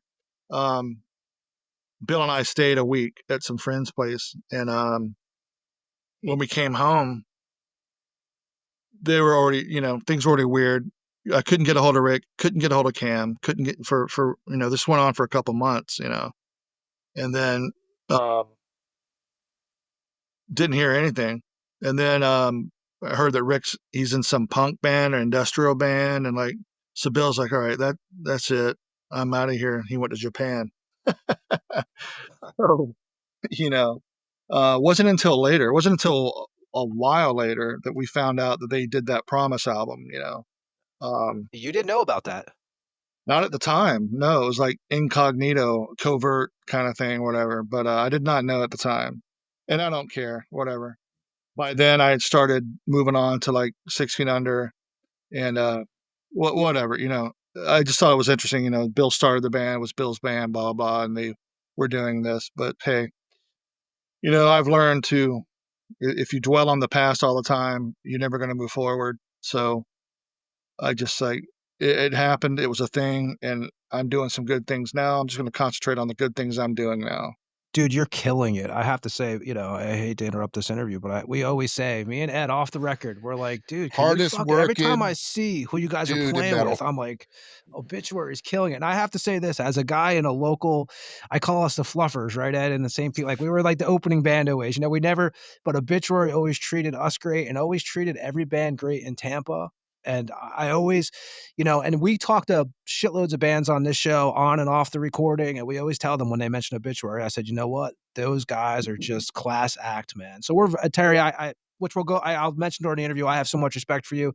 You've treated me good. Obviously, Ed, you and Ed have the bond, but I have to say, man, you are definitely, it makes when I saw you guys get booked with Black Label Society a couple years ago, I was like, damn, man, it's like, you guys just keep on rising. So I had to mention that really fast, but you mentioned the 6 Feet Under thing.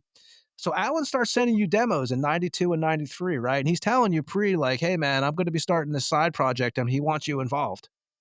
It's funny because Bill Andrews, he called me up and said, hey, I was just hanging out with Alan. He gave me a demo. He said that he wants you and me to play on his demo, his new side project. I was like, oh, wow. Okay, cool. So Bill gave me a copy and I was like, all right, this is cool. It's kind of catchy, groovy, heavy stuff, kind of in the vein of Obituary, obviously, because Alan was writing it. And so I told Alan, yeah, dude, I'm totally into it. So just let me know when you want to start doing something with this. Well, I didn't hear from him for like a year or so. And one day, my brother-in-law, Greg Gall, he calls me up and says, hey, I'm jamming with Alan. Why don't you bring your bass over and put some bass on this stuff? Let's just kind of see what it sounds like. I was like, sure. So I go over and I'm listening to Greg and Alan play, and it's the songs off that demo. I'm like, damn, man, I know these songs. Why didn't you, yeah, I got busy, blah, blah, blah. But in that time frame, he had recruited Chris to sing on it, so that's how that all came about. So we started jamming like in 94, mid 94ish somewhere, and yeah, so And those demos, that was a lot of the material from The Haunted. I think there were 4 songs on the demo, and one of them was Lycanthropy. So I knew that because it's kind of a very catchy intro. So I knew that was one of them. I was like, dude, I was ready for this stuff, so but it was just cool that it took a couple years later to actually get involved with it. Yeah, because you took, like, what, a year and a half off between, Massacre and, 6 Feet? Yeah, I mean, for a few months in between there, I was actually jamming with Steve Swanson and Greg in this other kind of band. There was a name for it, Contagion, I believe, but it never did anything. We didn't even play a live show. We tried for about 3 or 4 months. We rehearsed some of the songs, and it kind of fizzled out. But then, kind of right at the end of that, is where Greg started jamming with Alan. So And when did you first meet Chris? I know there's Death did some shows with Cannibal and Devastation and back in '90 and stuff. Well, when did you first meet Chris? when I first like actually met him, Massacre were playing a show in New York in '91, I believe, or '92.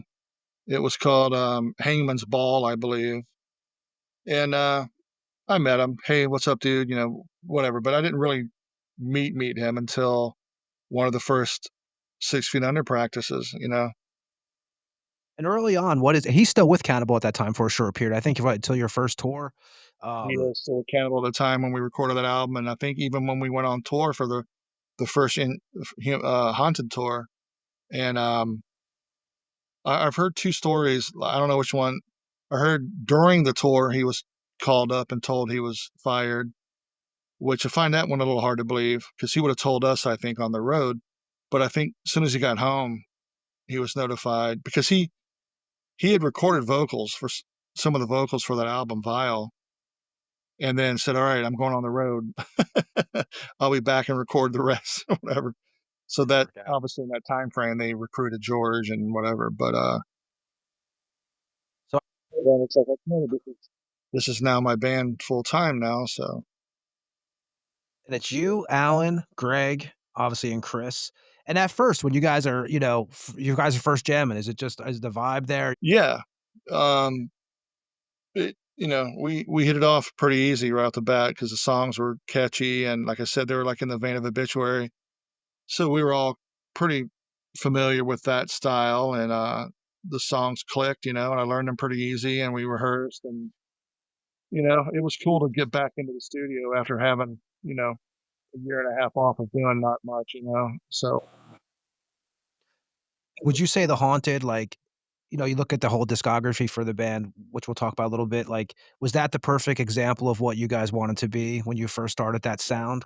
that to me, that is like what Six Feet Under started out as and what it wanted to be was that kind of dark, dark lyrically heavy grooves and, kind of thing. Because I remember, people were probably thinking, oh, there's a guy from Death in there, a guy from Obituary, Cannibal Corpse. It's going to be like some really like progressive blast beats and crazy stuff. But no, that's not what we wanted to do at all. That's not what it was. And the first album was received pretty well, I thought. And, you know, some of the albums after that it's a little bit hit and miss here and there on the 6 Feet Under discography. You remember, like, the anything from the recording sessions from Haunted? Because I know it's, like, 30 years ago now, so It was just a blast to work with Scott again. And Greg is great in the studio. He's a very catchy drummer. It was really cool. And everyone was professional in the studio. Everyone did their parts, no problems. And it was just fun to be part of it. Sit there and listen to the mix and feel like I'm kind of back in the scene again, with that. It was cool. Probably the heaviest record 6 Feet Under ever made. I I, think. There's some I, other, I mean, the rest of them are heavy, but that had a different heaviness. yeah, I agree with you. It was killer. It was fresh for us, and we're all totally into it. It was a great vibe, and did everyone have equal say at that time period, like, when you guys are first jamming, is everyone throwing their ideas in the pot and it's all getting accepted? everyone's opinion at that point kind of meant something, because Alan started the band, so he had a lot of pull and say, and I went to school with Alan, you know, 7th grade. So I've known Alan forever. Greg has known Alan for a long time too. So I'm gonna play Silent Violence off that record, from 1995. Anything you could tell us about this track? I think I remember Greg coming up with that drum beat a little bit, you know, the kind of gallop skipping drum beat. And it's a very fun track to play, and I enjoy it. We're gonna play 6 Feet Under, Silent Violence. We'll be back with Terry Butler after this track.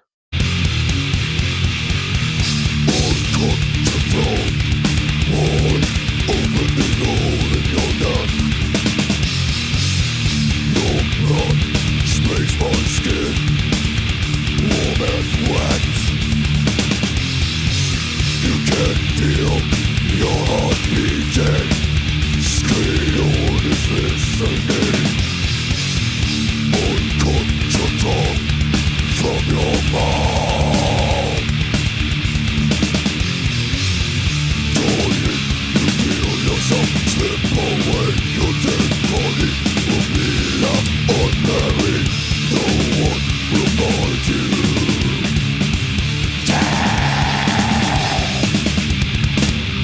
All is quiet as I force my fist down your control.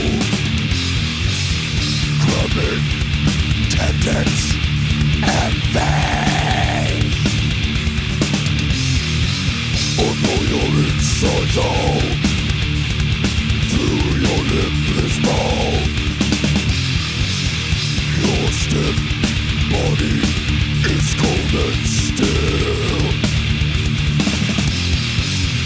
Dying, you feel yourself slip away. Your dead body will be left unburied. No one will find you.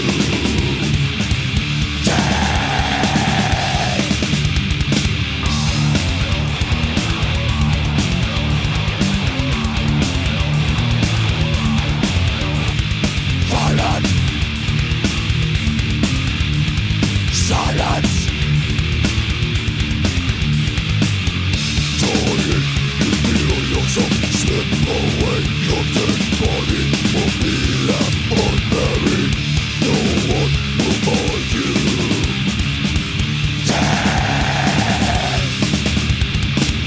Haphazardly, I remove your spleen and your liver. There is much blood. Once it been removed, while you were still alive. Now I tear your flesh. I am ripping your skin. Dying, you feel yourself slip away. Your dead body will be left unburied. No one will find you.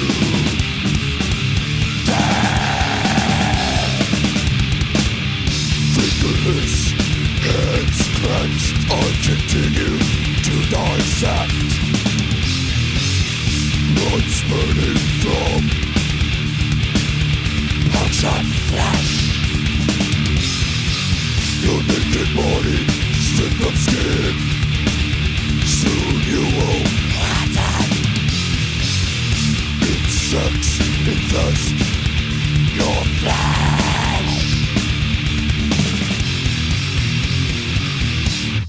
That was 6 Feet Under with Silent Violence off the Haunted record that came out on Metal Blade in 1995. What was the first 6 Feet Under show, Terry? You know what's funny is I believe it was also the Milwaukee Metal Fest. That's your way to do it, man. Go Yeah. big or go home. I'm pretty sure that was our first official show. From what I think that was it. Yeah, I mean, I have to go back and look at the tour dates from the first tour, but I believe that may have been the first one. You guys did a lot of touring through your time with the band. We did our Um, yeah. and what was your first time playing Europe with 6 Feet Under? What are some of your favorite countries to visit? Musically, I mean, you know, Germany's always there. Germany's always amazing. But it was great to play these songs in Holland and Belgium, France. You know, um, Spain is great, Greece, Italy. So we had a blast playing the songs over there, and that was like my first. Actually, that was my second legitimate tour for Europe. So that was really cool. Do you have, like, through all your travels, is there a certain country that you think has the best record shops? I know you're a big record guy. England is great, was great back in the day for record shopping, and Germany, but all of them were great because every country had its own pressing of an album, and they were all slightly different. It's different nowadays; it all looked the same, but back then, some of the records had different album covers in different countries. Like So Germany and Kiss, you think about the S's, they use different yeah, S's on all the exactly. Kiss Perfect records. example. Like if you look at there's a Ride the Lightning. The French version is in green, not blue. So, but that was cool. But England was one of the best places for record shopping because the new wave of British heavy metal. That's one of my favorite genres. It started there. So Which 1996, Alan West has a few tracks, and you guys put out the Alive and Dead EP, which also includes a Priest cover of Grinder. First of all, man, what's your favorite Priest record? my favorite Priest record. Yep. Oh man, it's probably overall Sin After Sin. I mean, for me, from Sad Wings to Defenders are all 10 out of 10s, but I always go back to that one more than any other ones. I just love that record. I love the vibe on that record. Um, but it's like, hey, do you like filet mignon or do you like, T-bone or it's all great, you know. But I would say Sin After Sin if I had to say one. 97, you guys do the Warpath record. So that record, is that trying to get the band more into, like, I don't I guess at that time period, what it's like, what would you say, more of the mainstream? Yeah. Chris sang slightly different on some of the songs. I think we're trying to kind of hook up on that, you know, by then death metal, new metal, whatever you want to call it, was getting really popular. You got, you know, Cannibal Corpse was in Pet Detective, Ace Ventura, Uh, so we're like, maybe a few of these songs, let's try something a little bit different. So that's kind of where that came from. You guys do that one at More Sound. You guys also do a European tour for that, October, November, Germany, Switzerland, Hungary, a shitload of places. At 98, Alan winds up leaving 6 Feet Under. What was the reason he left the band? Well, I think we had done one tour for Warpath with Alan. And then after that, Alan went on tour, did an Obituary tour. Greg Gall was drum teching on that tour. But anyhow, Alan kind of went off the rails on that Obituary tour. And Greg was telling us about it. And at one practice, 3 weeks before the Warpath tour in the States, we were talking to Alan, like, hey, we really don't want that stuff happening on the bus. We'll get you a hotel room every night, and then he just like flipped his lid. He went nuts, oh, it's my bus, blah, blah, my band, I'll do what I want, this and that. We're like, well, we're not going to have it, dude. I mean, I don't want to get into details, but it was like, a lot of, drugs and crazy stuff going on. We're like, no, nope. And so he Well, you flipped. guys He said, I quit. He took everything out of the band room. So, I don't know. Didn't call us bluff or whatever. We're like, all right, dude, see ya. We got a tour in 3 weeks. you guys pull in Steve Swanson. Yeah. So I told Greg, dude, you know who we should call? We need to call Steve because he's a great guitar player. He's a fast learner. And even though Steve's not a huge death metal guy, he's into everything cool, Slayer and all this stuff. He just wasn't into like maybe Cannibal Corpse or Immolation, whatever. But He because played on the Inhuman Condition EP too. he was in Massacre for a while, so he knew kind of what we needed from him, death metal wise, and so he learned like 15 songs, and it was great. It was refreshing a little bit not to have to worry about some craziness. So and that's just it. From that point on, that tour on, he was in 6 Feet. And Steve also played with Greg in Last Rite back in Yeah, like '89 or something like that. yes, he did. They have a demo out, and it's pretty good power metal kind of stuff, but. Uh, Yeah. The next record, Maximum Violence, you were actually a major writer on that record. I think you wrote like 5 or 6 of the tracks, and that seems to be more where you guys are heading back more into that death metal thing again. Well, yeah, we're like, okay, let's try and get back to kind of haunted, but let's also kind of maybe pick up the pace a little bit in some of these songs, and so Steve and I and Greg started writing the music, and it started flowing, we wanted to kind of get back to being a little heavier. Warpath's a good record, but we felt it was kind of trying to reach a different audience. So we're like, let's get back down to our audience kind of thing. And it was fun recording that album. We went back to Criteria Studios again because we did that EP at Criteria. So we went back there for Maximum. How did you like dealing with Metal Blade? I had no problem with them. I mean, they got their records out. They promoted them pretty well. Um, I thought they were. I thought they did a great job. And for a while, I think us and Cannibal were like carrying the label for a while. You know what I mean? So This period, 99, you guys are doing shows with Manowar, yeah, Merciful Fate, Saxon. Like, how is that for you? You guys have played the Whiskey that year. I mean, for you, is that like, I'm thinking of like Terry as like the metal fan outside the band. Is there just, I'm sure now, I think I was going to ask you earlier, you probably played a show with Priest with Obituary, some of these festivals and stuff. And how is that for you, man? As like just as the metal guy, not the bass player? it's great. I love it. I'm a fan of this music too. So anytime I can tour with a band that I grew up with or a fan of is awesome. And I was fortunate, to play, early on, play with Anvil and Raven and, you know, uh, Manowar, and then, playing festivals with all of these bands, Priest and Accept and the Scorpions and all this. And, you know, um, pretty awesome. Touring with Here's a question, Slayer. and Slayer, yeah, we're gonna talk about that Fuck. too, Slayer tour. But here's a question for you, and Terry, if you don't wanna answer this, I'll edit this out of here, don't worry. But I remember we went to go see Motorhead. So we saw Motorhead, we saw it a couple months before he passed away, actually. Remember at the House of Blues, we were with you, and we were talking about Anthrax. That there was this experience you had with Anthrax. Was that a band that you, like I said, if you don't wanna say it, I'll just edit this right out of there, but I have to ask, was that a band that treated you like shit at one time? Well, yeah, I mean, it was funny.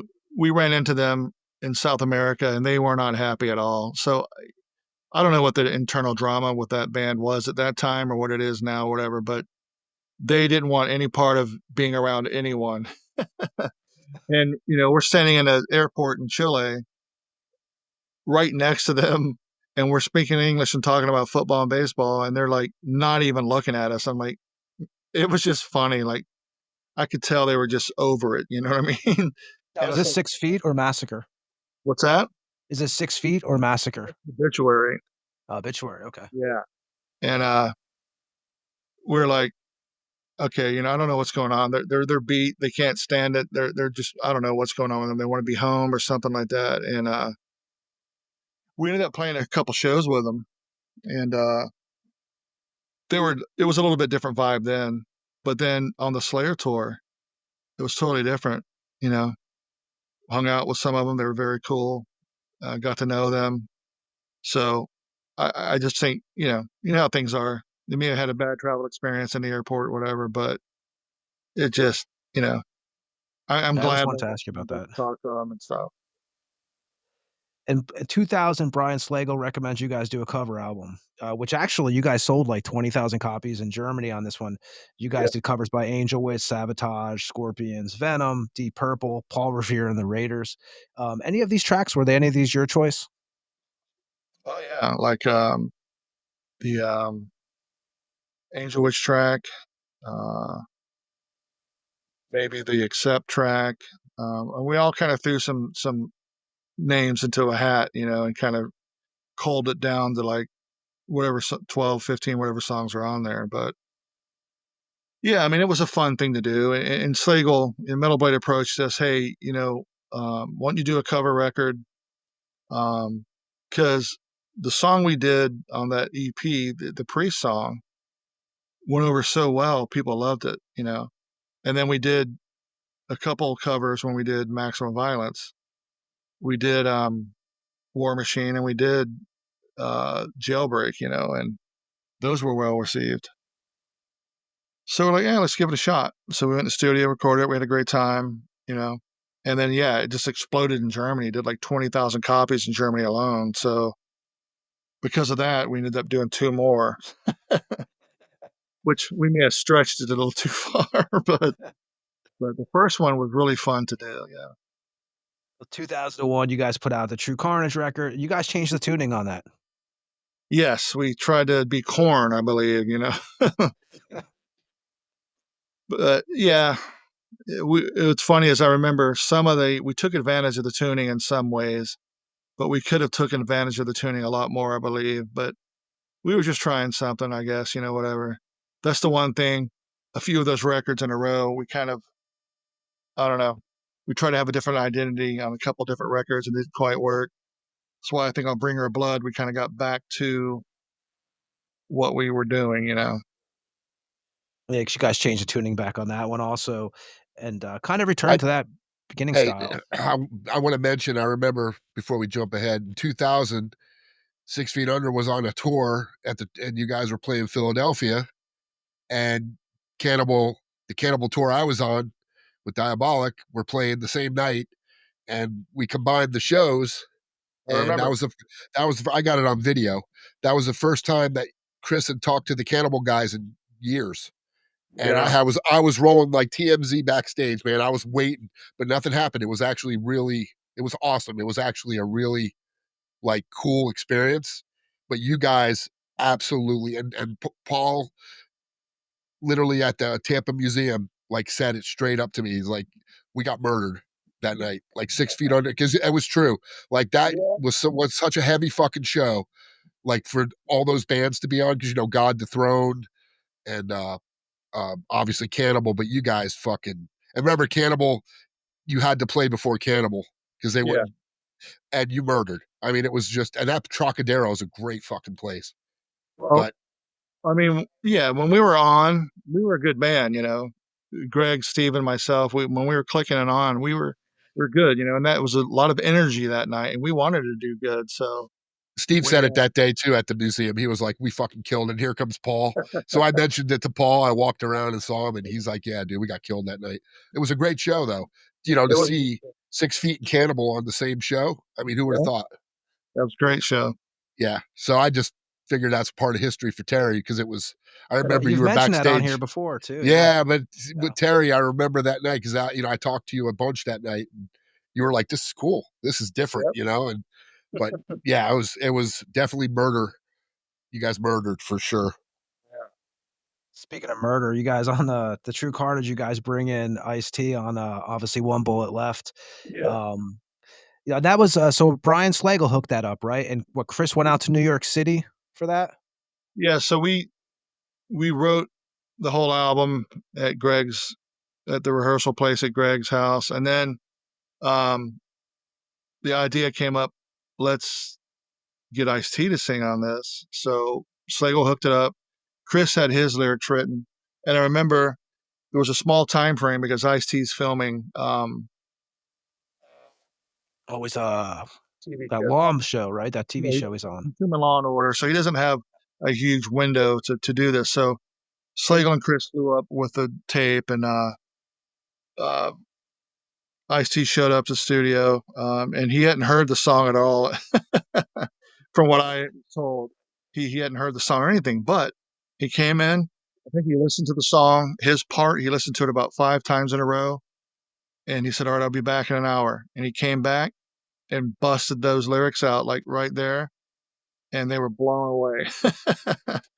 And that was it. And then when they came back and we listened to it, I was like, wow, I'm not 100% into rap at all, but this kind of fits the song, and it's pretty violent and cool lyrics. So, but I think it was marketed wrong a little bit myself. Back then, they would put out these samplers from the label, like, here's Oh, yeah.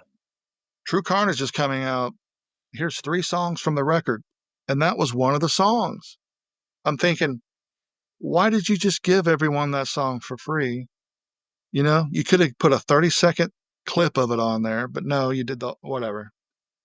But it was a great time. It was fun. And I think he did a great job on it. I know people hated it, oh my God, they're doing rap now. Did you get to meet Ice at all? What's that? Did you get to meet Ice-T at all? No, I did not at that time. I seen him at a festival, kind of walking around and kind of did a head nod. But I didn't meet him at that time. He was doing body count at that time, right? Yeah. So that's Yeah. probably why he was able to.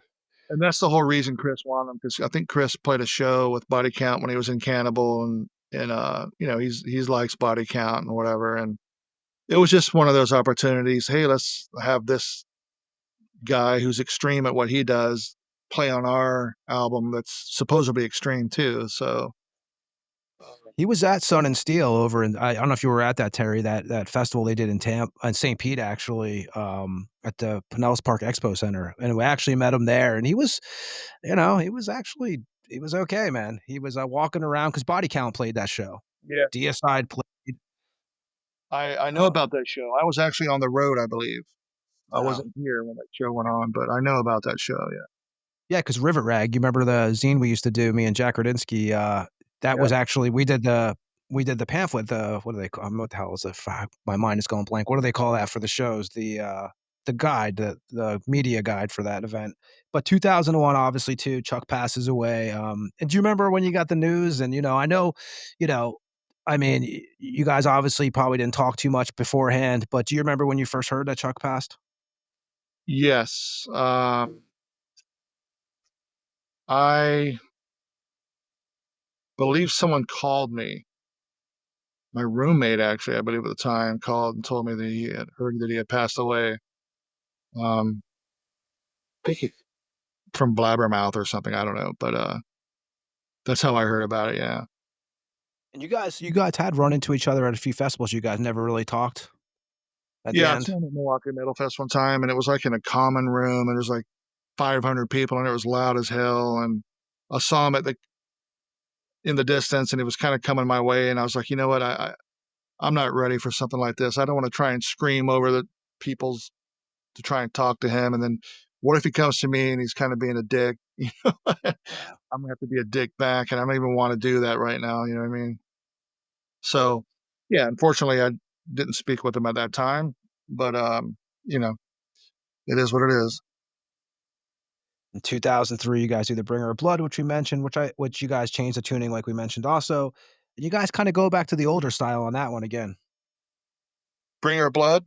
Yes. Yes, we kind of went back to the older style, and I like a lot of songs on that record. Production's good as well, and it was pretty well received in Europe. So, yeah, we kind of got back on track with that one. And for me, I remember, at that time period, we had a venue in St. Petersburg, Florida called Venom, and, you and Jill started coming out there. I remember actually, I think I first started talking to you there, but if you remember, we had the Death, painting above on the roof. Yep. So, we started going back and forth, and then eventually we mentioned the Rivet Rag earlier, we did the James Murphy benefit, and again, Terry, I've told Ed this a million times, you really saved our ass on that one because we did that benefit. You right away, you got 6 Feet Under on there. You guys donated your merchandise, if I remember correctly. You guys played, and you guys were the easiest band to deal with that night. Even I actually posted a picture the other day of me, you, Chris, and Jack from the event.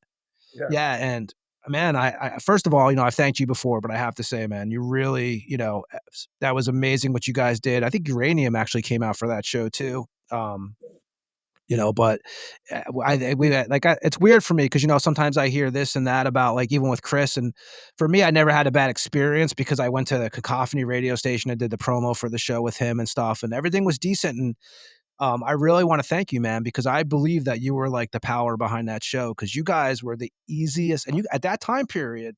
6 Feet Under was pretty fucking, you guys were rolling at that time period.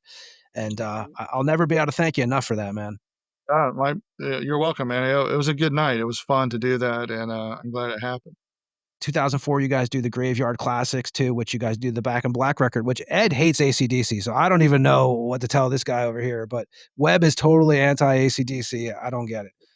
Even though they're an Australian band, that's so un-American not to like AC/DC. That's How the not hell? true. Shut up. How the fuck The do you not fuck like out of here. I AC/DC? never said. I said I can't take the fucking radio songs. I can't. I like the deep cuts on AC/DC. The ones that they keep playing over and over are just run out, man. They're just Well, I old. know, I hear you, but I get it. I mean, it's not for everyone. You know, I have a couple friends that are not AC/DC fans. They used to be my friends, but um, Got rid of them. I get it, man. But you guys do Back in Black. So there was other songs you guys had that you were gonna do. Can you tell us a couple of those songs that were gonna go on instead of Back in Black? Before you guys decided to go and do the Back in Black record?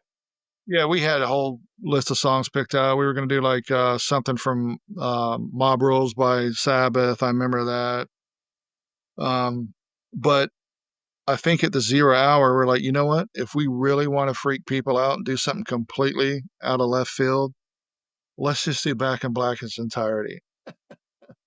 And we're like, sure, because the cover record thing to me, not that it was starting to get old, but it was like, okay, I don't want to be known as a band that is known for cover records. So I was like, all right, whatever, let's just do it and do it. And it turned out pretty good. You know, it was a pretty fun experience. Then 2005, Terry's favorite record, 6 Feet Under puts out 13, and I know, Terry, you're not a fan of this one. God, I mean, the songs themselves I like.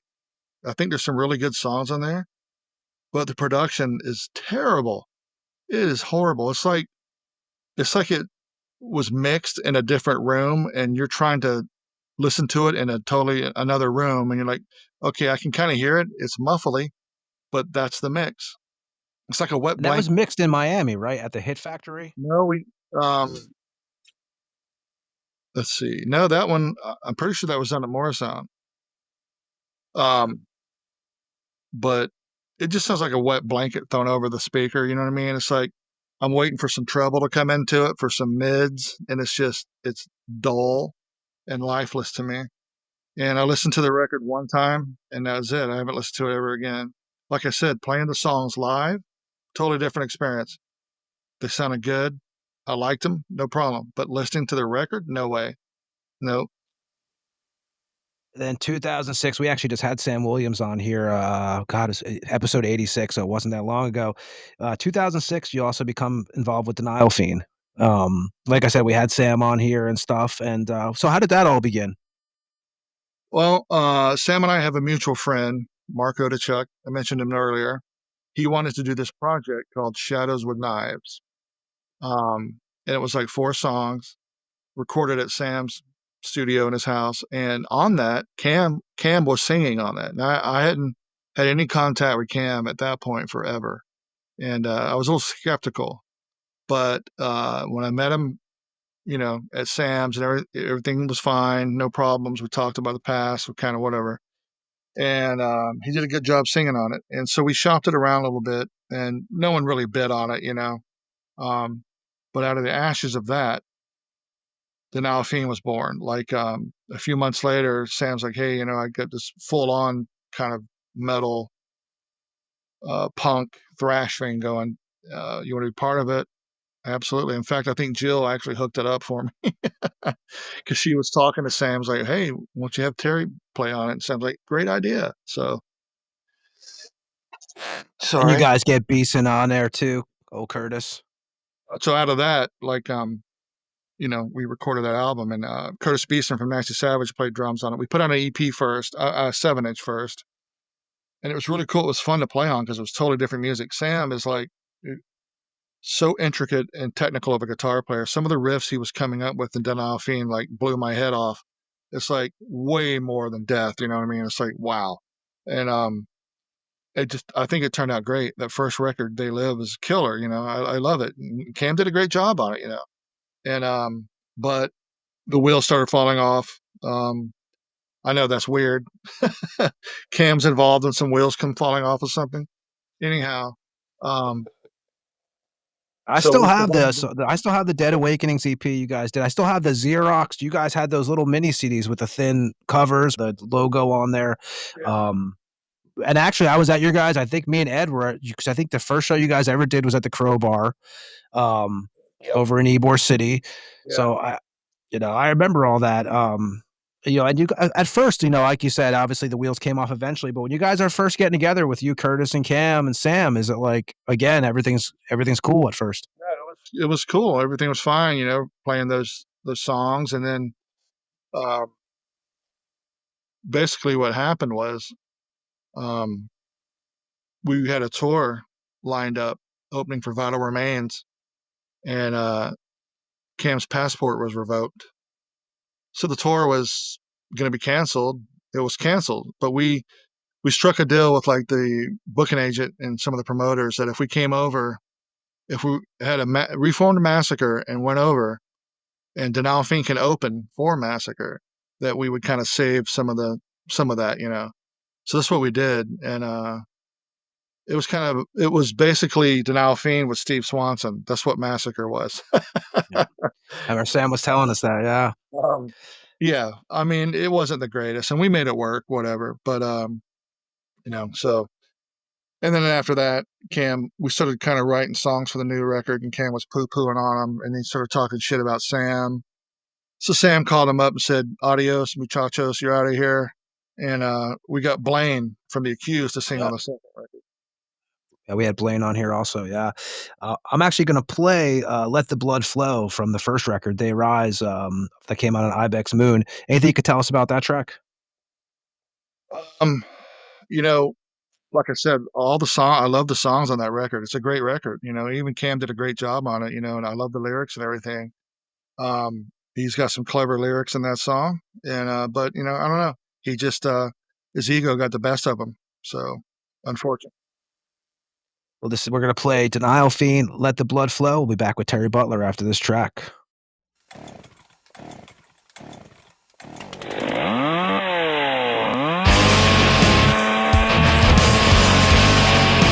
Let the blood flow.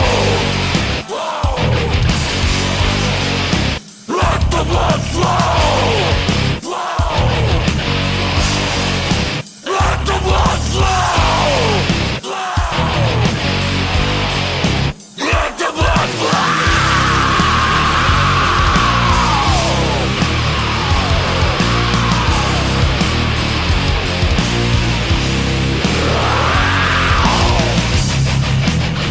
Let the blood flow out. Let the blood flow out. Let the blood flow out.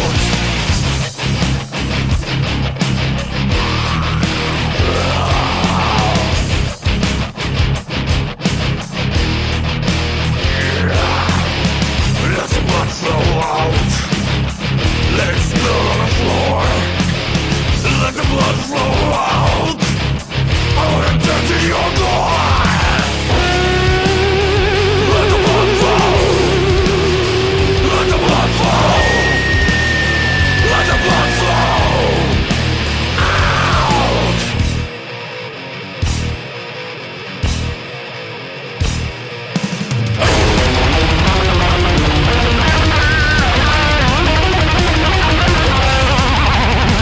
Let the blood flow out. Let it spill on the floor. Let the blood flow out. I wanna turn to your core.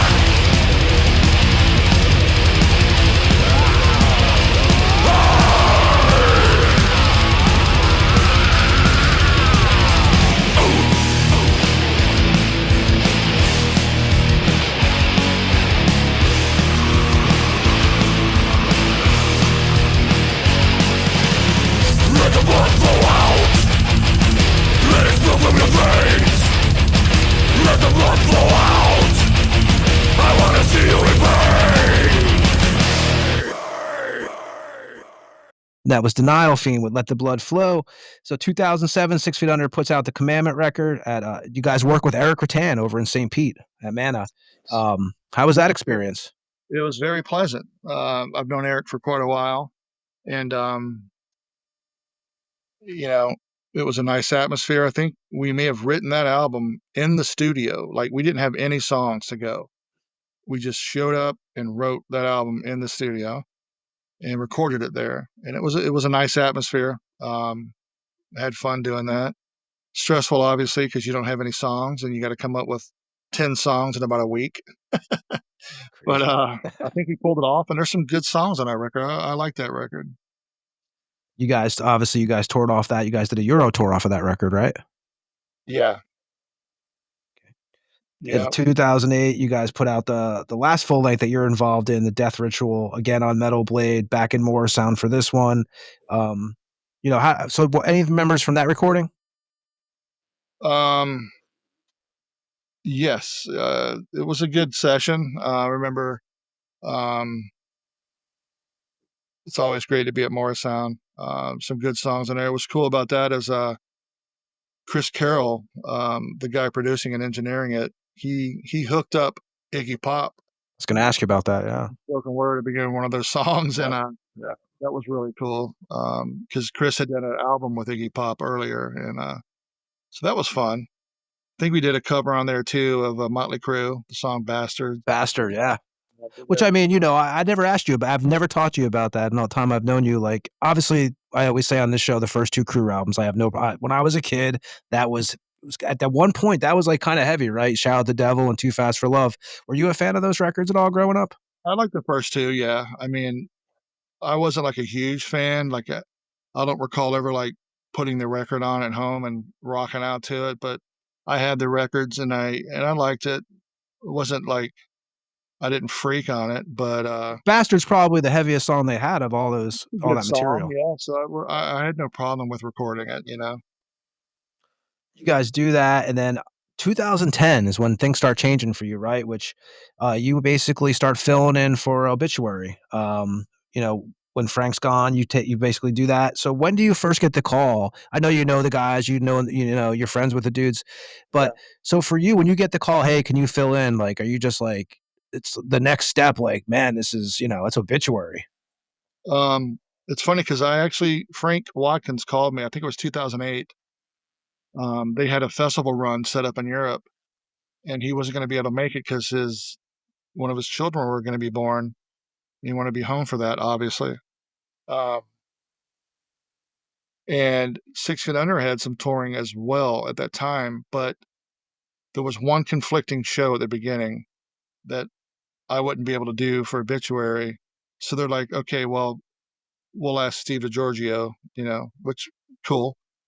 I know Steve very well, and that was fine. But come to find out, 600 didn't even do the show that was in question.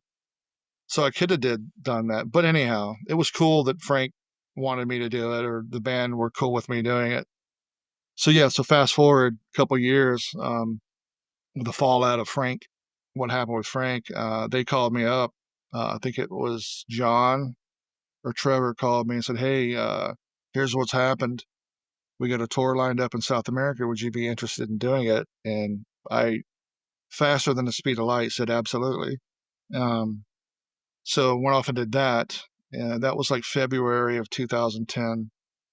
And 6 Feet didn't do much that year. I think we had a few festivals we did. And we may have done like 10 shows later in the year or something, whatever. But so come February 2011 is when I joined full time for Obituary. Yeah, because you guys put out that Graveyard Classics, the third one, and that's pretty much when do you start realizing that you want out? I think, did you and Greg leave on the same day? Yeah, because of the Curtis Beeson. It started becoming. I mean, for a while, being in 6 Feet was never like lucrative. I mean, it was enough to keep afloat, barely, in life. But that started drying up even more towards the end. So when the chance came, it was time. It was time to step off the sinking ship, and that's what I did. Well, the Curtis Beeson benefit. Remember the Curtis Beeson benefit? So Greg called up Chris and said, hey, a good friend of mine, he's a good friend of Terry's and Steve's, he's got a brain tumor. He needs money for the medicine, whatever. We want to do a benefit show. And Chris is like, sure. So it was planned for months, flyers, everywhere. And I think several other bands were playing that too. I want to say maybe Deicide agreed to do it. Yeah, we were at that show at Crowbar, right? Yeah. Originally, it was supposed to be 6 Feet Under because Destin and Ruin played that show. We were there. Yep. Yeah. So with a week before the show, Chris calls up Greg and says, "Hey, we got to cancel that show." Greg's like, "What are you talking about?" He said, "Well, I got something I got to do in Miami. I can't make that show." Okay. So Greg called me. We talked. We called Steve and talked. Steve was on the fence. You know, he was kind of easily persuaded at the time. So Greg called Chris up, said, "Dude, I'm out." And then I called him right up, said, "Dude, I'm out." And that was it. It's like this dude is like a big figure in the Brandon metal scene and actually the Florida metal scene. Huge. Drummer Nash Savage. Yep. Steve was in a band with him too, Meltdown, for a while. I was in Denial Fiend with him. I've known him forever. Greg's was one of Greg's best friends, whatever. And for Chris just to call up and cancel that show, it was like, okay, that's it. You know, the writing's on the wall now. I'm sorry, I'm out. You know, so obviously I stepped into an amazing situation, into Obituary. Yeah, because you played that night. You and Deicide, Obituary and Deicide stepped up and did 4 or 5 songs each to cover free. Yeah. You guys just came out and played, and that was the first time I saw you playing Obituary.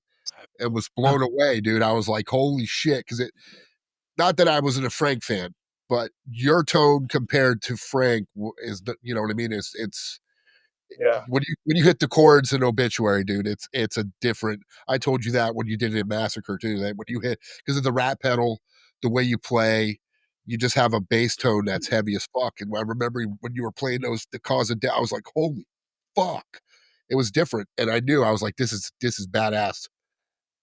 Well, I mean, in Obituary, you definitely have an opinion. You definitely have a voice. Everyone's working together. They're a corporation. You know what I mean? It's like, it's a big time deal, you know, and it was really cool for them to ask me my opinion on things and look at me at some guidance for a few things. And they were busy working. They're a band, you know. It's a business. And How different was that going from there to from the 6 Feet Under camp at the end? Night and day. Yeah, night and day. And unfortunately, Greg wasn't able to come along in that situation. But hey, he's okay with it. And you know, I was fortunate to be able to go on that. So, you know, from like 2011 to, you know, Ralph Santola was in the band. Then Ken came in. So, but we got super busy around the time of the Slayer tour, and we've never looked back, you know. Yeah, I want to, and I'm talking about Ralph, obviously 2011, Ralph passed away. Any memories you have of Ralph? Yeah. I mean, it's funny. I met Ralph back in probably late 84, maybe early 85. Massacre were playing a show over here near Brandon in Mango, it's called. This band, Max Factor, were going to open, and another band, and then a Massacre. And Ralph came the night before the show because we're setting the stage up and everything. Oblivion was not Oblivion, but I'll think of it, another name with the other band. Anyhow, Greg was playing in that band, by the way. So Ralph shows up. He's like, "Hey, we can't play the show tomorrow. Someone stole all of our equipment." I was like, "Damn, what?" So that's the first time I met Ralph, was there. And he looked just like Ralph without tattoos and healthier. But but so I saw him a few times throughout the years, but I knew who he was, you know. I knew exactly who he was and everything. So then when he got in Deicide, Obituary actually played some shows with the Deicide in Europe, and I got to reconnect with him there. But being in the band with him was cool. I mean, Ralph was a great dude. He just unfortunately was a victim to some demons, and he got the best of him. But he had a good heart, and definitely he did. Definitely. In 2011, also obviously the end of Denial Fiend, but you do hook up with Blaine. With obviously we talked about Blaine, and you actually Rob also. Rob Rampey. Yeah, Rob Rampey. You guys do the Horror Holocaust album, which is a killer album too. And what was the downfall of Denial Fiend at the end of the day? Obviously Blaine was traveling in. We talked to Sam, and I think Sam told us, didn't he, Ed, that he kind of thought it was like, I guess there was like some flying in, something that happened, and Blaine didn't get reimbursed from Sam or something like that. Sam talked about it on our show, and I can't remember Buffy had exactly what that. the He details. said that he was starting his business, with the hamburger shop or whatever. Yeah, because he was doing Zippies, right? Yep. His hamburger shop. Yeah. What Yep. was in your what was first of all, working with Blaine? We're big Accused fans. Like I said, we had him on the show when we first started doing this show. How was it? Like I'm sure you were an Accused fan too. How was it playing with Blaine and doing that Horror Holocaust album? It was great. I love that album. Some killer songs on that album. Great production done at Eric Rattan's studio. But mixed there. But I think what happened with that was we went on tour. It was Obituary and Denial Fiend. We did like a small run up the East Coast, and wasn't promoted very well. The tour didn't do very good at all. It was like 10 shows. I mean, there were some good shows, but it was like a hands-on, last-minute kind of thing. And no one knew who we were at all, Denial Fiend or anything.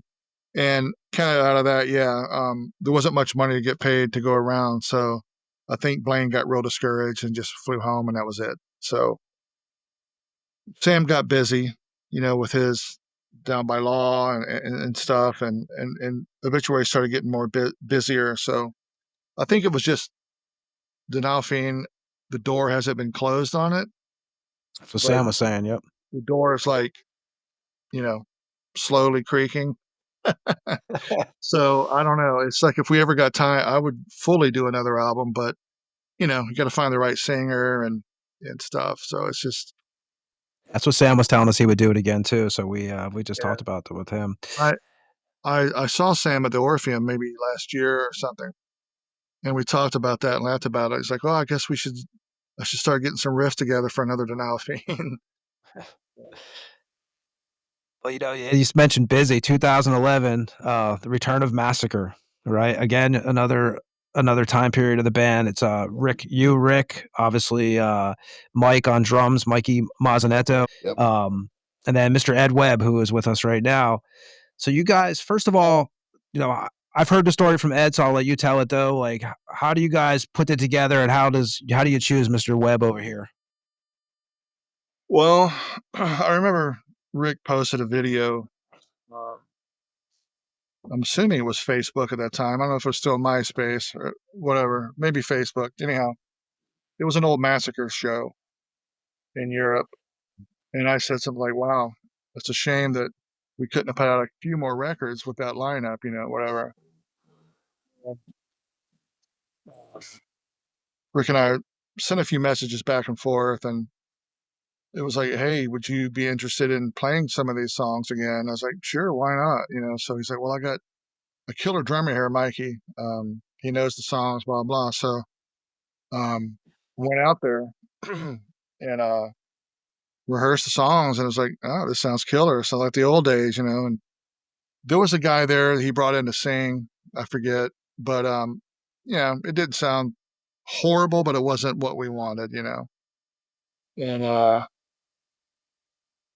I can't remember if it was Ed that contacted. No, Rick. The way Rick says it is, we played that show when M Inc. was supposed to play their record release at it's not the Conduit. What was it before? Whatever the Conduit was before. The Haven. The Haven. So Destin and Ruin went up there and played. And of course, Mikey had his kid that night. So M Inc. did not play. But Rick was putting it on and he was running around. And he said he watched the set and says, because obviously I sang and play bass. And he says, man, I didn't know the dude could do that. And he said he talked to you and you were like, yeah, I know that guy. And next thing you know, I get a phone call saying, hey, you want to do Massacre? And that's kind of how it went. But I remember early days, he was like, we're not going to wait for you. So either you're going to fucking do it or you're not. And I was like, okay. But me and you, I remember going to your house and we drove out there and yeah, that's how it started. I remember also when this was kind of starting to get put together, I was telling Jill about leading the singer. She actually mentioned Ed's name to me. And then funny, not long after that, it's when Rick mentioned Ed as well. So Yeah. My Stars aligned. BFF. Jill's my BFF. Known her a long fucking yeah. time. So Ed came in and automatically crushed it. And so we're like, okay, this is killer.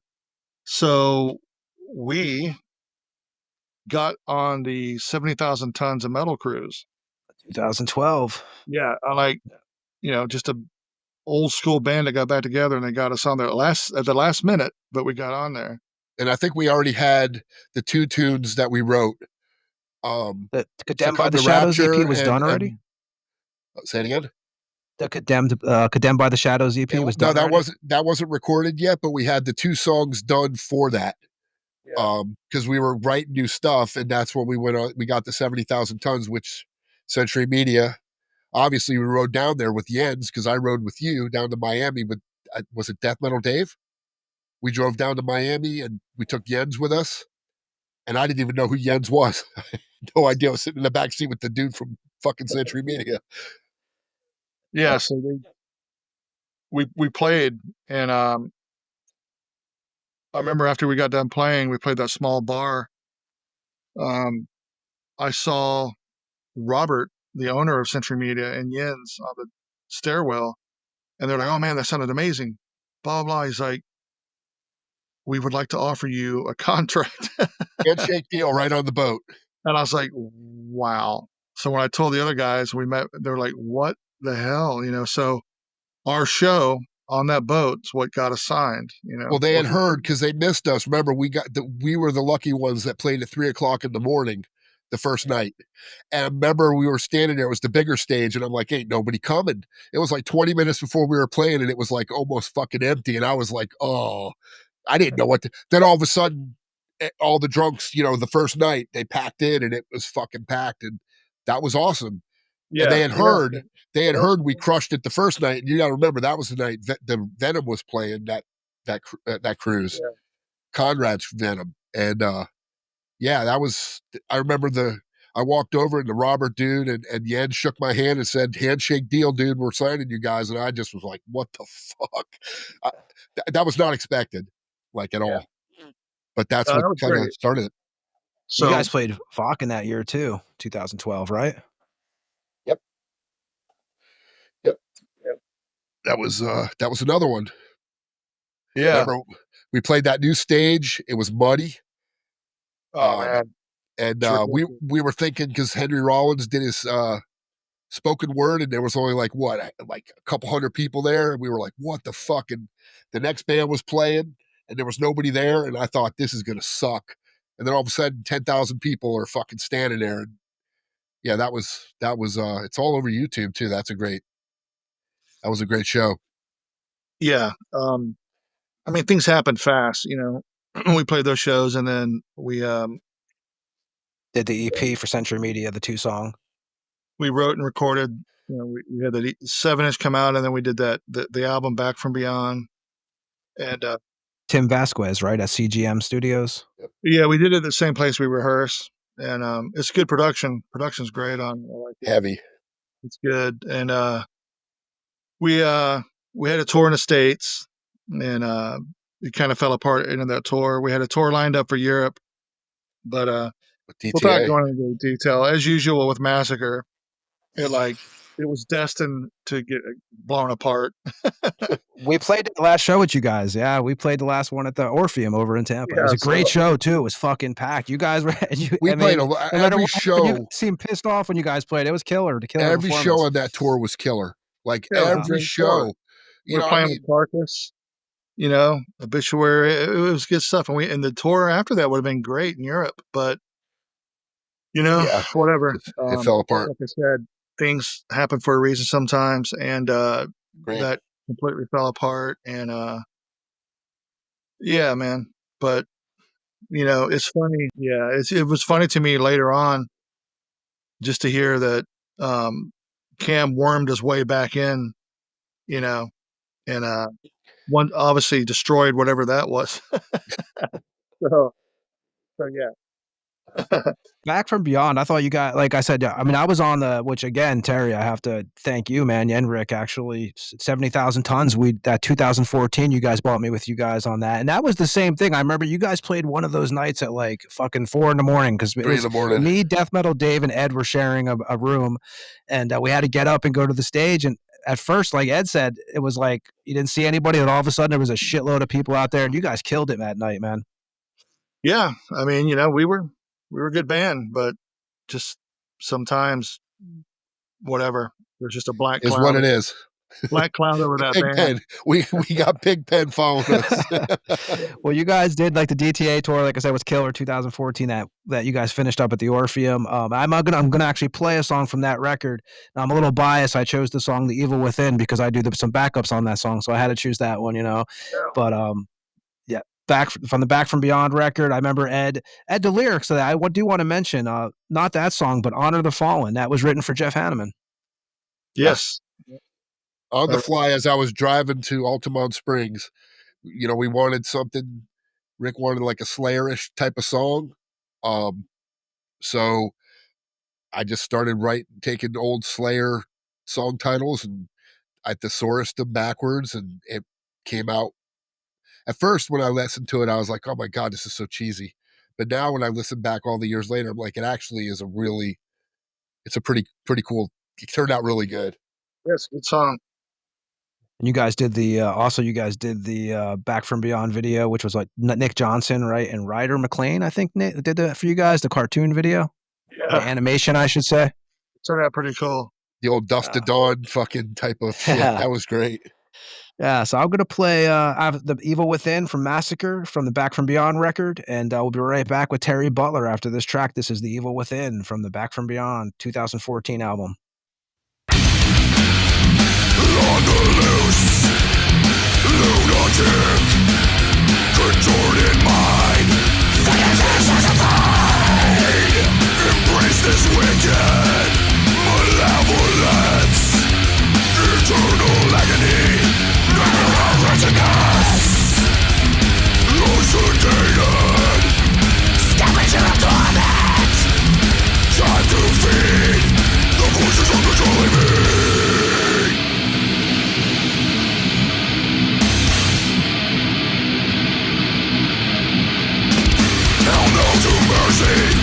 No end to the pain. Blood isn't enough to satisfy the chase. Dying all that is sacred, compelled to betrayal. Tempting thrust him into temptation is the killing hour. On the loose, lunatic, contorted mind, victims is crucified. Embrace this wicked malevolence, eternal agony, never of wretchedness, Lord Sedated, scavenger torment, time to feed, voices of controlling eyes of madness, eternal vision stain, there's no use in running, without down for the chase, screams fuel the hatred, giving life to the fiend, taking in your terror before the soul devouring. It's time to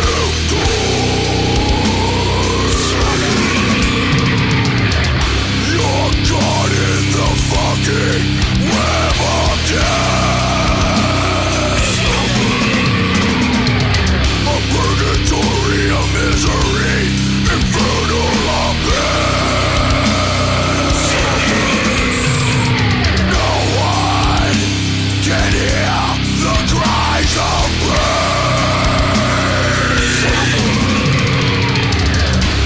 As daylight draws near, fear thy face.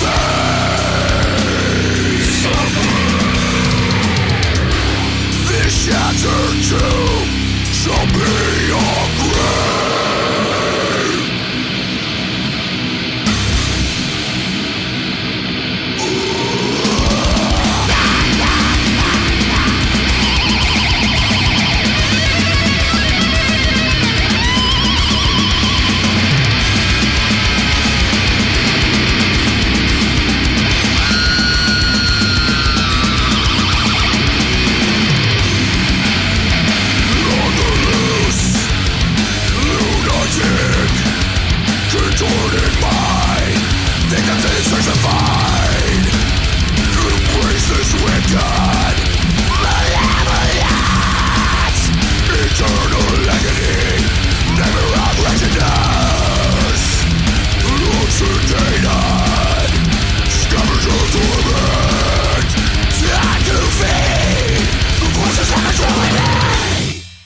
and that was Massacre with the Evil Within.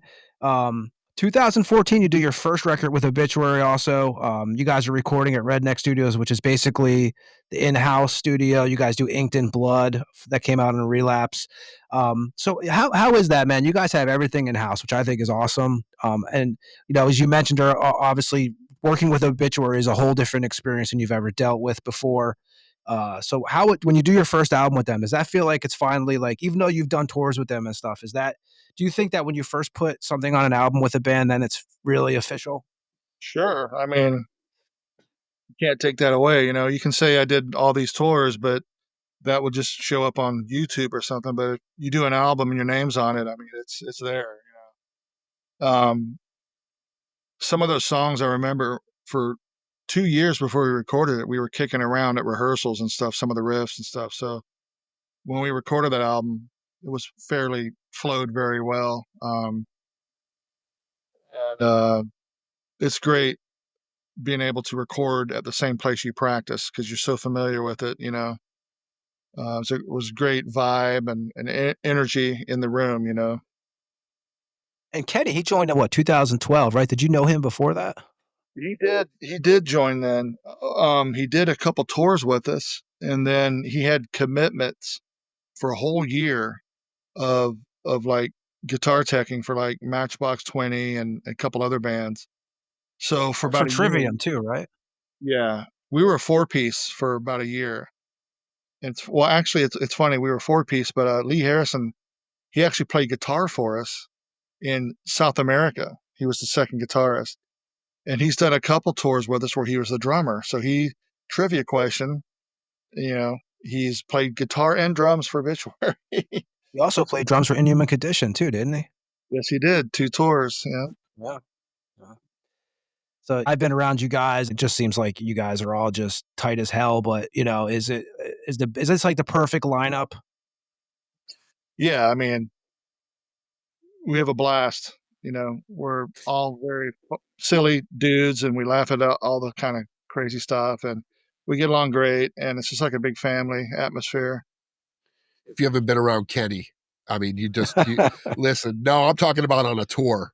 Like I got pictures I of that remember him dude on the boat. squatting He was over crazy. urinals, and he's like, He is, honestly, he's a fucking trip, and I love that dude. He is and it's perfect because he fits the 4 other dudes. You know what I mean? It's like you each have your own quirks, and it fits, man. Like I've never seen 5 dudes that work so hard.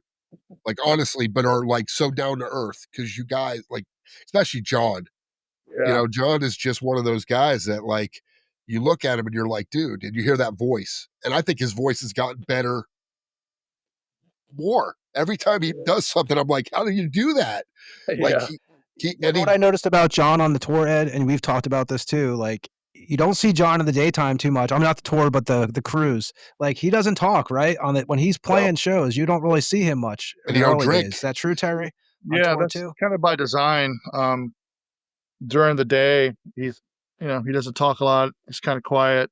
Um, never does he never does sound check because he doesn't want to sing a song with his voice. So that's how he saves his voice a lot. Um, but yeah, back to Ken. If you can't laugh around Ken, you should check your pulse because that guy will make you laugh at something.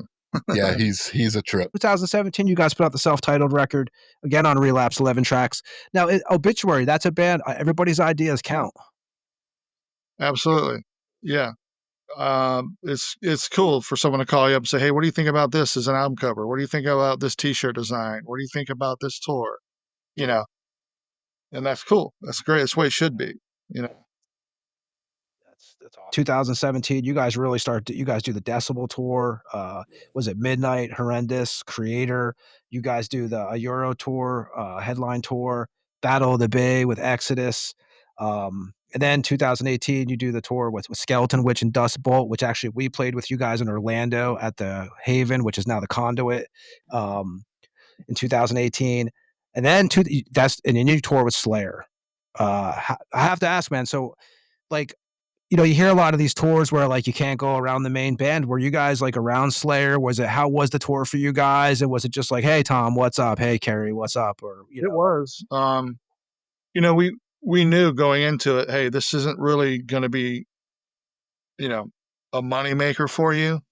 But who's going to turn down opening for Slayer? Yeah. It's a lifetime, it's one of those bucket list things. So we're like, yes. Okay. So it was great because we know a lot of people on Lamb of God's crew. We know Lamb of God very well. We know a lot of people on Anthrax's crew. We know some of those dudes. We know a lot of people on Slayer's crew. So it was like a big family. And our backstage room from day one was like the party zone, with just playing music, laughing, giggling, being crazy.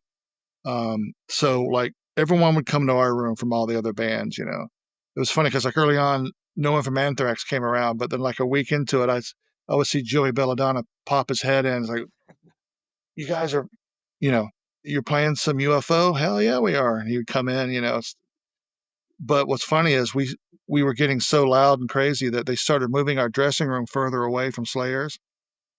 So like at the end of the tour, we're on the other side of the arena Oh shit. because they'd be like, why are they being so loud? Because they're having fun and party. But no, it was a great atmosphere. And, a few times Tom came by and said hello. And that was great. We went into Kerry King's Jägermeister room a few times and hung out. And yeah, it was fun as well. It was amazing, actually, so. And you guys are starting to do these tours like we mentioned earlier, because next you guys do what, 2020? I know you guys did the Black Label Society tour, which I know obviously there was the COVID came eventually, but so how was Zach with you guys? Was that another tour where you guys got to kind of hang out with? Yeah, that first tour, it was Lord Dying Us and Prong. I mean, Black Label. Yeah, unfortunately, COVID cut that tour in half, and we had to come home halfway through and went through all that crap. But when the touring started up again, Black Label invited us again with Prong, and they are amazing. Zach is super cool, down to earth dude. His whole band is down to earth, amazing. His crew is incredible. So it was like, again, just a nice family atmosphere. Everyone got along. It was great. It was a great time. I know COVID, like we mentioned before. I do want to mention, obviously, you guys did the live streams, that you guys, I mean, seems like you guys killed it on those too. But I didn't even mention this to you tonight, and just how obviously we all know what happened this week. But Ozzy, how for you, how big of a lot, like how big of an Ozzy fan were you growing up? We're all Sabbath fans, all of us, and Well, sure. I mean, massive Ozzy fan early on. I mean, Blizzard of Oz, I mean, Diary of a Madman. Those were like staples back then, what I mean? Um, so yeah, obviously big Ozzy fan, even Ozzy and Sabbath. So it was a huge loss for sure. I mean, I didn't expect him to pass away this soon. I thought he would just kind of fade off and enjoy the rest of his life, or whatever. But sad day for sure.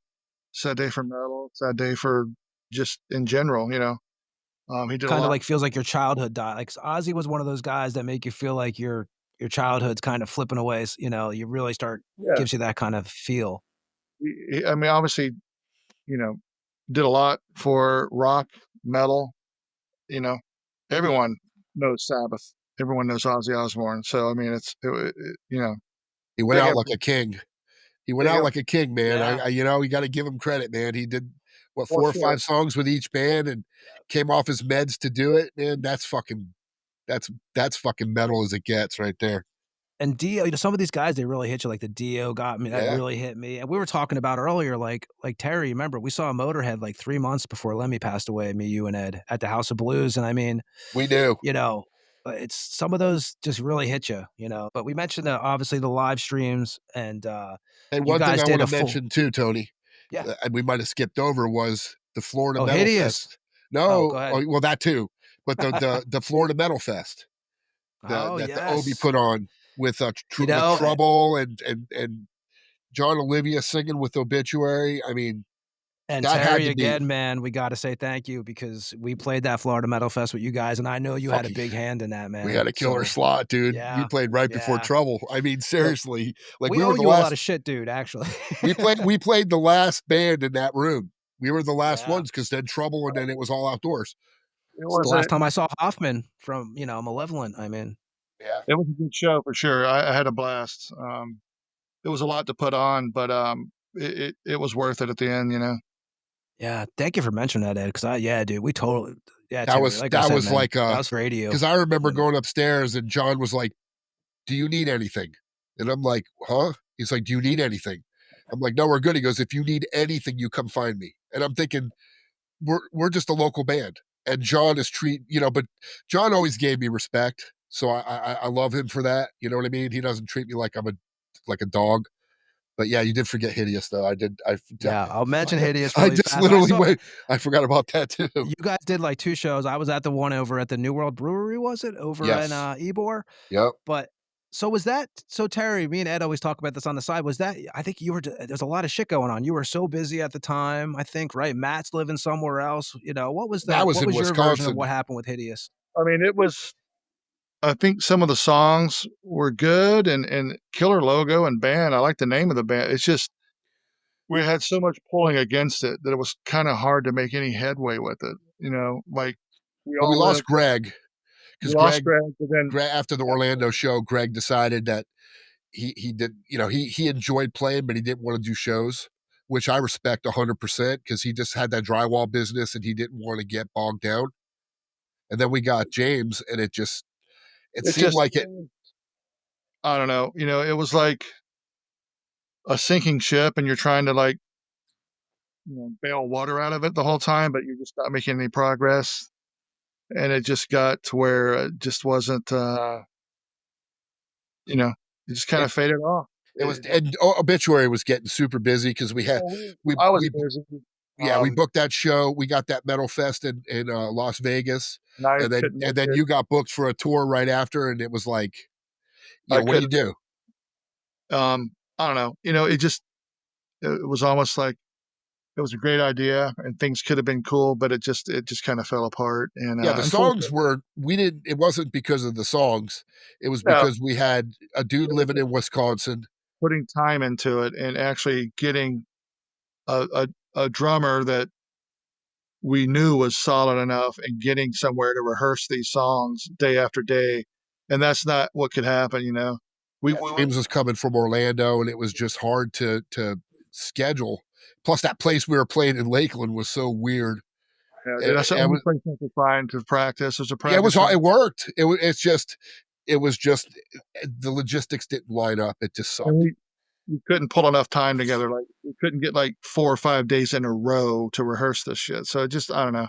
It kind of just went south, and it's unfortunate, but you know. Yeah, if Greg would have stayed and we would have used his house like we were, it would have been flawless Yeah. because that was perfect for you. That was a 25-minute drive for me.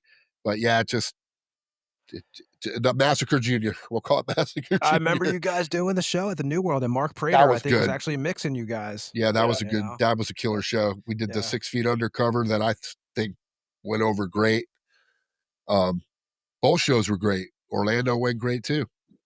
I remember that time period, yeah. And then Terry, obviously, the live streams which I mentioned, which actually you guys did really well with those. You guys did what? Slowly We Rot, the whole album. You guys did Cause, the whole album, and then you guys did a couple of mix sets and stuff too. Were you surprised? Like, I mean, I don't know how other people's live streams went, but you guys went. I mean, you guys had special T-shirts. I remember the packages and stuff. Were you guys kind of surprised how much success you guys had with doing that? Because it is different than seeing a live band. You have a lot of people doing that at that time. Yeah, we were pretty blown away by the response. I mean, we thank God we did those live streams because that's what kept us afloat financially during that time. And we went to the ESI studios there and had full production on the show, on the Slowly and the Cause of Death set.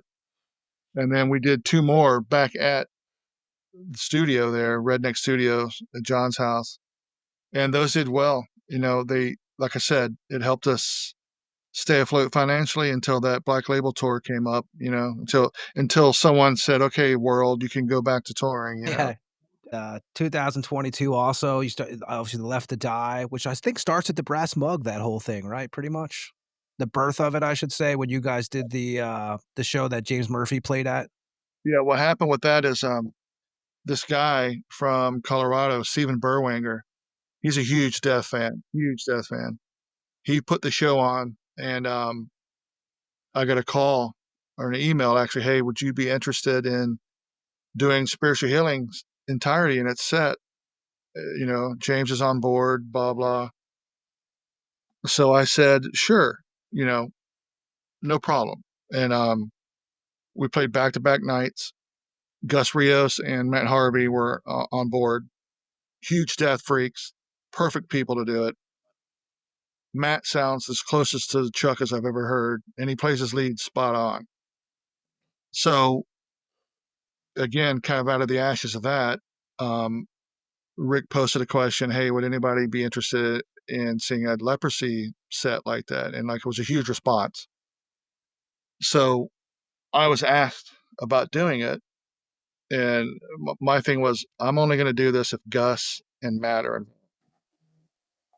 and they were on board. And it just, before we could even do anything, when word got out, we already had tour offers, you know. So we went on the road and it was huge success. People loved it. And it was great to play those songs again, because a lot of the newer generation, they've never heard any of these songs played live, because around the time of Spiritual or even the Human era, Chuck stopped playing all those old songs. He would throw in maybe Zombie or Pull the Plug or something here and there.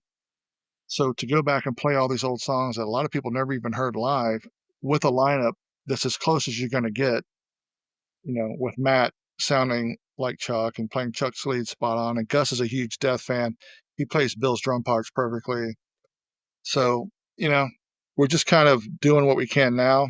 It may fizzle out, but until it does, hey, if someone wants us, we're going to be there. You guys are going in September to go. You guys going to do the Scream Bloody album? Yeah. Scream by the Gore in its entirety. We got 3 weeks, 3 weeks in Europe in September. Yes. So people still want to hear it, so we're going to still play it. And I heard you mention before that one thing with Left to Die is you guys play the songs as they were recorded. And that's one thing that you wanted to make sure of when that was one of the reasons you got Matt and Gus involved. Of course. I mean, we're not going to go out and do some jazz freeform style of Scream by the Gore. We're going to play the songs as they're recorded, as they were intended to be played. And like I said, you got Rick and myself playing, which we were in the band at that point, and Matt and Gus are such great musicians and Death, fans. They want to play them properly. They want to give justice to the song. So it sounds great. Yeah, and you got obviously the last thing we know, we're gonna let you get out of here in a few minutes because we've kept what I know Terry's a quiet guy. We've kept him for 2.5 hours here. So obviously, Dying of Everything comes out, which is a great title, especially during that time period of, we all know what was going on in the world at that time. And so, what can you tell us about that record? And you're still touring off of it, also. Yes. We actually wrote that record kind of during COVID, and we sat on it for a year and a half. I know some bands put records out during COVID, like Exodus and a couple more, and they didn't do well because you can't tour for them, you can't promote them. So we're like, let's just sit on this record until the gates are opened up again to go on tour, and that's what we did. So we took our time, recorded it, mixed it, had it ready. We were actually mixing it as we were touring, I think on that second Black Label tour, or the tour we did right after that. So we kind of wanted a different look. Like the album cover is a little bit different. And Yes, Lewandowski did that. yeah, one of the last things he did, I believe, maybe. Yeah, way in 2022, I think. Yeah. And some of the songs are a little bit different on there. The 2 songs that Ken wrote for that record were a little more thrashy sounding. And I remember John's like, I don't know. I can't feel these songs. I'm trying to figure what I can do. And so then a couple of weeks go by and he's like, I got it. And then when I heard what he did, I'm like, oh my God, dude, this is amazing. It's he sounds like a beast on that record. Donald too, and Ken, man, they took it up a notch on that record. And we are still touring for it. Yes, at this moment. John is the voice. Like if I have to, I mean, there's some, some great death Best metal death metal vocalists singer. out there. Yeah, Best but death if I metal hear, singer to in me, death that's metal, like period. see just in the dictionary, see John Tardy. That's what it should Yes. be because the Yeah. guy's voice is just he sounds like He's death got a metal. If that voice makes any that's sense. hard, like you said, Chuck. You get people who can copy. Like when I did Bite the Pain live with Shannon Ham, I kind of tapped into Chuck's when we did Corpse Grinder, kind of, sort of. You get people like you said, Matt can crush, Yeah. Chuck. John, you don't hear anybody who's trying to do that. I That really haven't. I Yeah. mean, I try to do it to be funny, and it's not even funny. It's like he's Yeah. just so unique because when you talk to him, he he doesn't talk like you would think he would sing when you did death metal. He's just, and he's, like I said, I think today compared to like when I listen to Cause of Death and I listen to the new record, I'm just like, this fucking dude has gotten stronger and better. He's doing things he never did before. Like he has a higher range and he can do like holdout shit. It's just nothing but respect for that guy. And the records are getting heavier. Yeah, it's cool too, is because he stepped out of his comfort zone a little bit in a few spots on the record. It's kind of things he has never done in the past, and it sounds great. His presence. Remember, he used to just be the guy that hid behind the mic stand. He's getting a lot more comfortable in that role. I mean, sounds silly to say after someone that's been singing for 40 years, but he's getting more into that role of a front man. Yeah.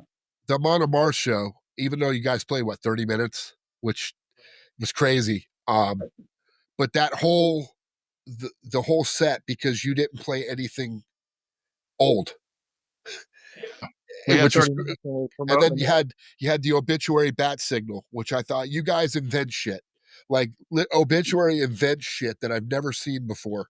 Like you guys are like on point. It's just crazy how you guys just keep pushing the boundaries, man. It's How was that tour for you, Terry? Because I mean, that's like arenas you guys are doing. I mean, it was great because when we did 2 tours with them, and it's like the first time when I was told, I was like, "Really? They've gotten that big, Amon Amarth?" I had no idea, really. I mean, I know they were popular, but I was blown away, and, Red Rock. one of their very first tours ever, they opened for us back in Europe in 6 Feet Under, so I've known those guys for a long time, and, they're great dudes, their crew's great, that was a great tour, we had a great time. It's like, we went on stage, we finished, we had everything packed up in our trailer by, like, 8 o'clock at night. Well, that was how we did it on the DTA. Remember, as soon as Obituary got off stage, our shit, we were pushing it. I remember in Canada, the the bus was parked 4 blocks over, and we had a train of people that were just, we were moving shit because we didn't want to do it after DTA got finished. So Yeah. we always packed up while they were sound checking, and it was the most, because we were done. And I gotta say, the backstage, because I gotta be the guy that gives you thanks because you're always so gracious to me. A show comes through, you always put me on the list. And I remember I pulled in the parking lot with Bryce, and you said, "Are you here at the Amon Mars show?" And I'm like, "Yeah, I just pulled in." You're like, "Cool. Find Robin when we're done. I got you guys VIP passes to come backstage." And I was like, "Holy shit!" And I remember we come downstairs, and your back room is just popping. Like it's just it's insanity. Our room's always a party room for some reason, even though I don't party. how was Red Rock, dude? Ed mentioned that. Yeah. Red How Rock, was Red yeah, Rock for you? Was Red that Rock. fucking crazy? It was amazing. I mean, it was incredible, you know? You hear about this place, and I've never been there ever. Driven past it kind of a little bit, but never went in there, but to play it was amazing. Bucket list. You've been doing this for a long time now. I mean, you played to me as a, you played with Slayer. I mean, you toured with Slayer. Like, I don't know for like, I guess Iron Maiden, right? Like, I don't know what gets much higher than this. What's Like, next? does it ever get, d- does it ever lose its, or is it always just fucking awesome? Or you just like, I can't believe, or you're starting to get used of it? Um, Once you're on the stage and you hit that first note and you're playing, it's always awesome the same. You know, you're providing entertainment for some people, that paid good money to come see you, if they can escape their life or whatever it is for 3 hours and come have fun, I love that. I'm providing something for them to enjoy. When you see them singing your songs or jumping off the stage or going in the pit, it's awesome. You get energy from that. Now during the day, some of the droning on things of driving to the show and kind of this and that. Sometimes those get a little monotonous and this and that, and obviously missing home. It's bittersweet. Um, you know, it's fun at what you're doing and this and that, but also you miss a lot at home. Um, just like I don't know if you ever seen the Walk Hard movie with Dewey Cox, but he said it right. You're gonna miss births, you're gonna miss deaths, you're gonna miss birthdays, you're gonna miss all this kind of stuff, and that's the bitter part, obviously. But I still enjoy playing shows. I love the whole concept of you pull up, you go inside, you have your backstage room, you're creating a production, you're getting your stuff on stage and all this kind of stuff, and you watch the kids come in, and to know that you provided this atmosphere for them is really cool. Well, the one thing too that I will say is I don't know many bands where all 5 dudes are moving gear off the fucking stage.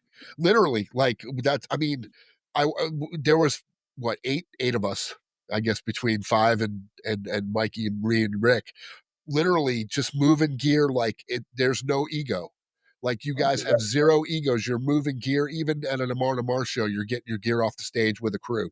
It's Working for the same thing, all of 5 of us. So it just shows you how down to earth all you dudes really are. And I You know know, you it was personally. Yeah, I'm gonna break it because everybody doesn't know. They think you're a hard ass, but you're just teddy bear. And that's the sad, it just is what it is, man. I'm breaking it right here. News, TMZ.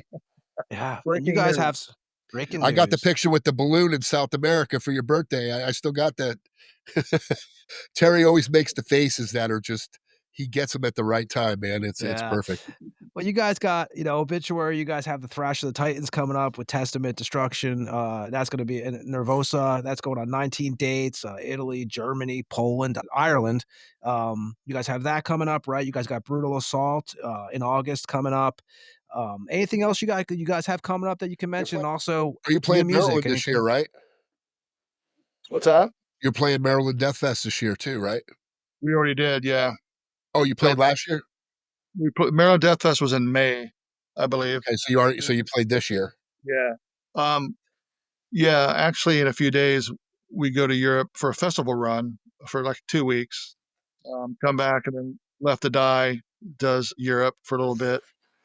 Then I stay in Europe, and then the next day, the Testament run starts with Obituary. And then after that, we're doing the Headbangers Boat. That's the one that Lamb of God puts on. Um, then we're going to do the Florida Redneck Run in December, where we're going to do like Jacksonville, Tallahassee, Pensacola, Orlando, and then the following week we'll do like Tampa, Fort Lauderdale, something else, So it's kind of busy the rest of the year, starting in about a week. Yes, man. And you guys got any new obviously, nothing new music-wise, you guys tossing around ideas, but nothing set in stone yet? Yeah, I mean, we've talked about a time frame. Maybe it would be cool to maybe have an album out, but we really haven't set anything in stone. We're still kind of concentrating on this year, getting the touring done and everything before we even think about that. So, Man, and, Terry, we're gonna let you get out of here, but, hey, what's your out of all the places I know, me and you've talked about this on the side of, like, we both like the hot food and stuff, what's the best food you've had on the road of all the countries you've been to? well, it's kind of hard to beat Greece when you get some good food there. It's incredible. I've had great food in Germany, um, Japan. It's kind of hard to zero in on one country of their food. So, but I can tell you that this dude right here, the word caliente doesn't exist because we were playing, it had to be South America.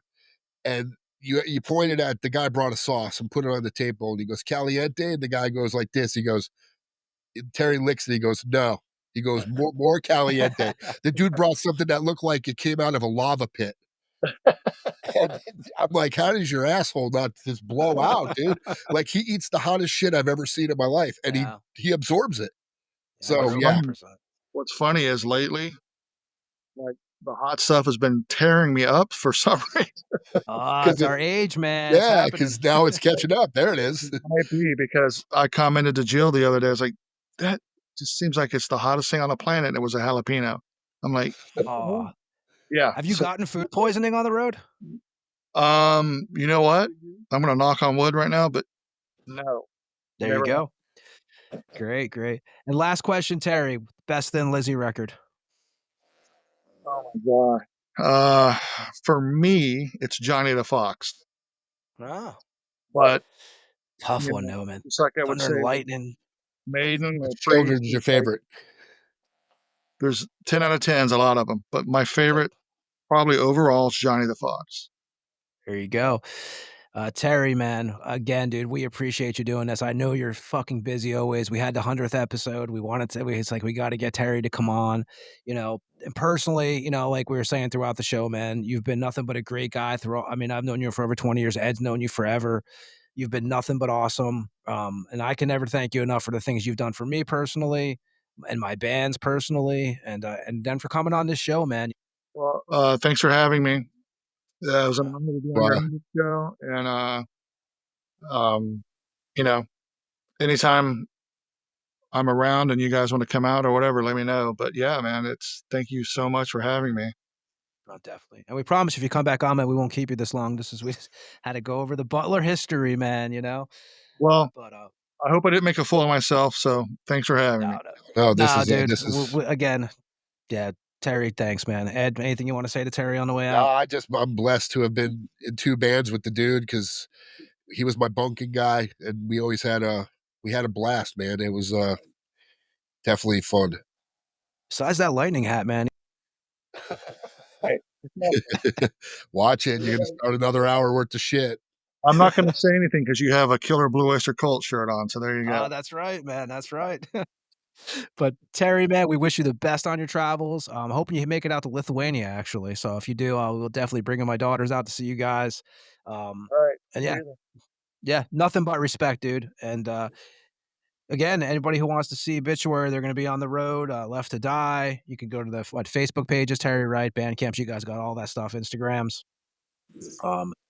And I'm going to play on the way out of here. We're going to play Barely Alive. Awesome. From the Dying of Everything record. And is there anything about this song you could tell us? This is our little Slayer tribute song. There you go. No, we wanted an opening track that was like pretty brutal right off the bat. So I think we accomplished it. Big time. Killer, man. Well, yes, we're going to play Barely Alive from Obituary from the Dying from Everything album that came out on Relapse in 2023. And Terry, thanks again, man. Thank you very much. Thanks, brother. All right, we'll man. say goodbye to you in a second. Everybody else, this is Obituary with Barely Alive. Catch him on the road. We'll be back with me and Ed after this track.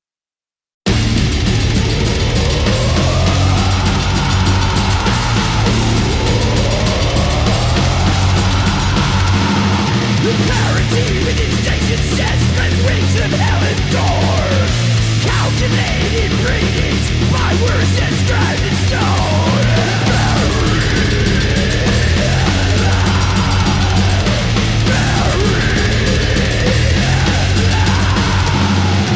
Violence spreading, kings are killed, his deeds now rule the land. Ratify the call, or the cycle blood of it. I will oversee your death.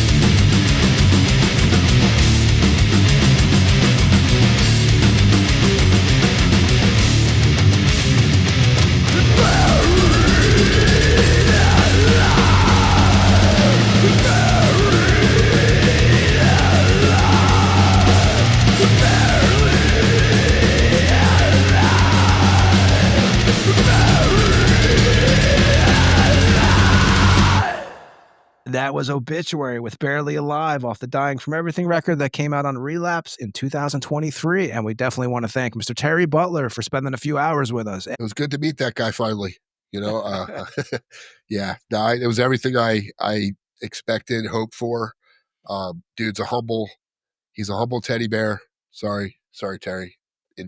You're just he's just a I mean, he's just a gentle giant, man. He's the coolest guy, seriously. And that proves it. And his Inhuman Condition story was exactly what I expected. Uh, yeah, he sometimes he doesn't hold back, and I love it. But yeah, that was great. What I Yeah, and expect, Terry's such a quiet guy, right? And we got we had him talk for a few hours. So there you go. yeah, yeah. And there's only a couple things that fire him up, and uh, it's weird. It's the same thing that fires me up, so it's weird how that works. But yeah, no, he's great. That was, I mean, again, the history is the main thing with that guy is his history, and just think about it: death, 6 Feet Under, Obituary. I mean, these are like big fucking bands that uh he got to play with. It's and deserved. He deserves it all. I mean, look at For what sure. they're doing now. I mean, Obituary was always, in my eyes, they were always big, but man, now it's like every year they just seem to be a new level. Yep. Well, because they took chances. They played with bands like Black Label and Prong and Hatebreed and did shows and played stuff that most people wouldn't do. And you heard what he said. The money for Slayer wasn't good, but you turn I'll down play with Slayer, Slayer. you Yeah. don't turn down Slayer. So that's just because that was a bucket list. I know that was one of Rick's bucket lists for sure. He said the one thing I want to do is open for Slayer. So, Terry got to do it. Cannibal did it. They took out a bunch of cool bands, that probably never would have got to do that. So, yeah, that's iconic to me. Yeah, man, it was a great conversation, man. Like I was, as we were talking to Terry, how do you not like even myself? Like you mentioned the Florida Metal Fest. Like I don't know how that slipped my mind, but that's Terry really got it. I mean, Obituary and Terry got us on that show, and that was Oh, yeah. I mean, Well, fucking we what did, and Deicide, Malevolent we did them right Creation, by doing that poster. You did the poster. We did the a lot of promotion great for that thing. poster. Uh, and we had a great time slot. I mean, we played right before Trouble. We closed down the inside stage, which as a local band playing after Malevolent and after, you know, Deicide, right? Yeah, I mean, John Oliva, seeing him with Obituary was just yeah. awesome. I mean, all the bands, Atheist, seeing Madball played. I forgot about that actually. Bad Ball. There were just a lot of great bands that played that day. And it was a great show to be a part of. I'm glad we were a part of it. And, we owe it to Terry and the Obi dudes because they took care of us. Just like DTA when we played that show. Eric Greif was making it a little difficult. Like didn't understand why. And Terry and John and the dudes were just like, uh, just we wanted an opening band. They wanted an opening band for the show, and they all said, "Just the band." Everybody on the tour was cool with it. Afterwards, Eric was like, "That was I see, I understand." So we always get the shit. You know what I mean? Well, it's funny with that show was you guys killed it on that. It was a great show at the Orpheum. It was DTA. Who else was on it? Obituary, So it was Obituary. And Massacre, that and Rivers of Nile. yeah, that was a killer show. You guys were awesome that night. It was packed. We talk all the time, so we kind of knew that it was probably might be the last Massacre show for a while that night. So you Yeah, guys definitely delivered. that's where the wheels fell off. But yes, definitely was probably one of the better shows on the tour. But anger brings out the best of you. Yeah, it was killer, man. And you guys were a great lineup. So but yeah, dude, I mean, I don't know about you, but I am fucking beat. We're gonna have Nige Rocket on next week, so we have a whole nother episode to do with Onslaught, who has another organic history. And Nige, it's gonna be cool talking to him because he's had so many health problems the last couple years. I couldn't even imagine. He's been sitting out of Onslaught shows from like 2022 till now. Um, So we're gonna, talk to him all about that. And he's the original, the only original guy in the band still. So he's gonna talk to some history with us of Onslaught. So, and as you always say, we've talked about Onslaught a bunch of times, me and you, and those first couple records, I mean, are Great. great. The Power Force, from Hell was great. yeah. And I mean, and they're still good. So looking forward to talk to Nige. That'll be next week. And Ed, I don't know if you have anything else, but I'm pretty much good tonight. I'm done. Yeah. Thank you, Terry, for coming on. Yeah, and Ed, you want to tell after the spiel I gave in the beginning of the show, now all the guests. Spotify, Yes, please. everywhere podcast. That's all I'm going to tell you. I found out that we're pretty much everywhere. YouTube, thetampamorgue at gmail.com for emailing. Instagram is probably the best social media. We do have Facebook. We do it there too, but Instagram seems to be the easier and more successful mode to go. So, yep, that's pretty much how you find us. Yeah, and I don't know if you said it, but you can email us at thetampamorgue at gmail.com. Yep. And yeah, that's the best way, or the Instagram, message us on there. Everybody, we appreciate you. 100 episodes in the book, 101 next week with Nige Rocket from Onslaught. And, appreciate everybody listening, man. Ed, anything else you got to say on your end? No, I'm good. There you go. We're going to let King Fally take us out like usual. See you guys next week. Peace. See ya. This is King Fally from Deceased, and you just listened to another episode of the Tampa Morgue. Tune in next week and stay fucking dead.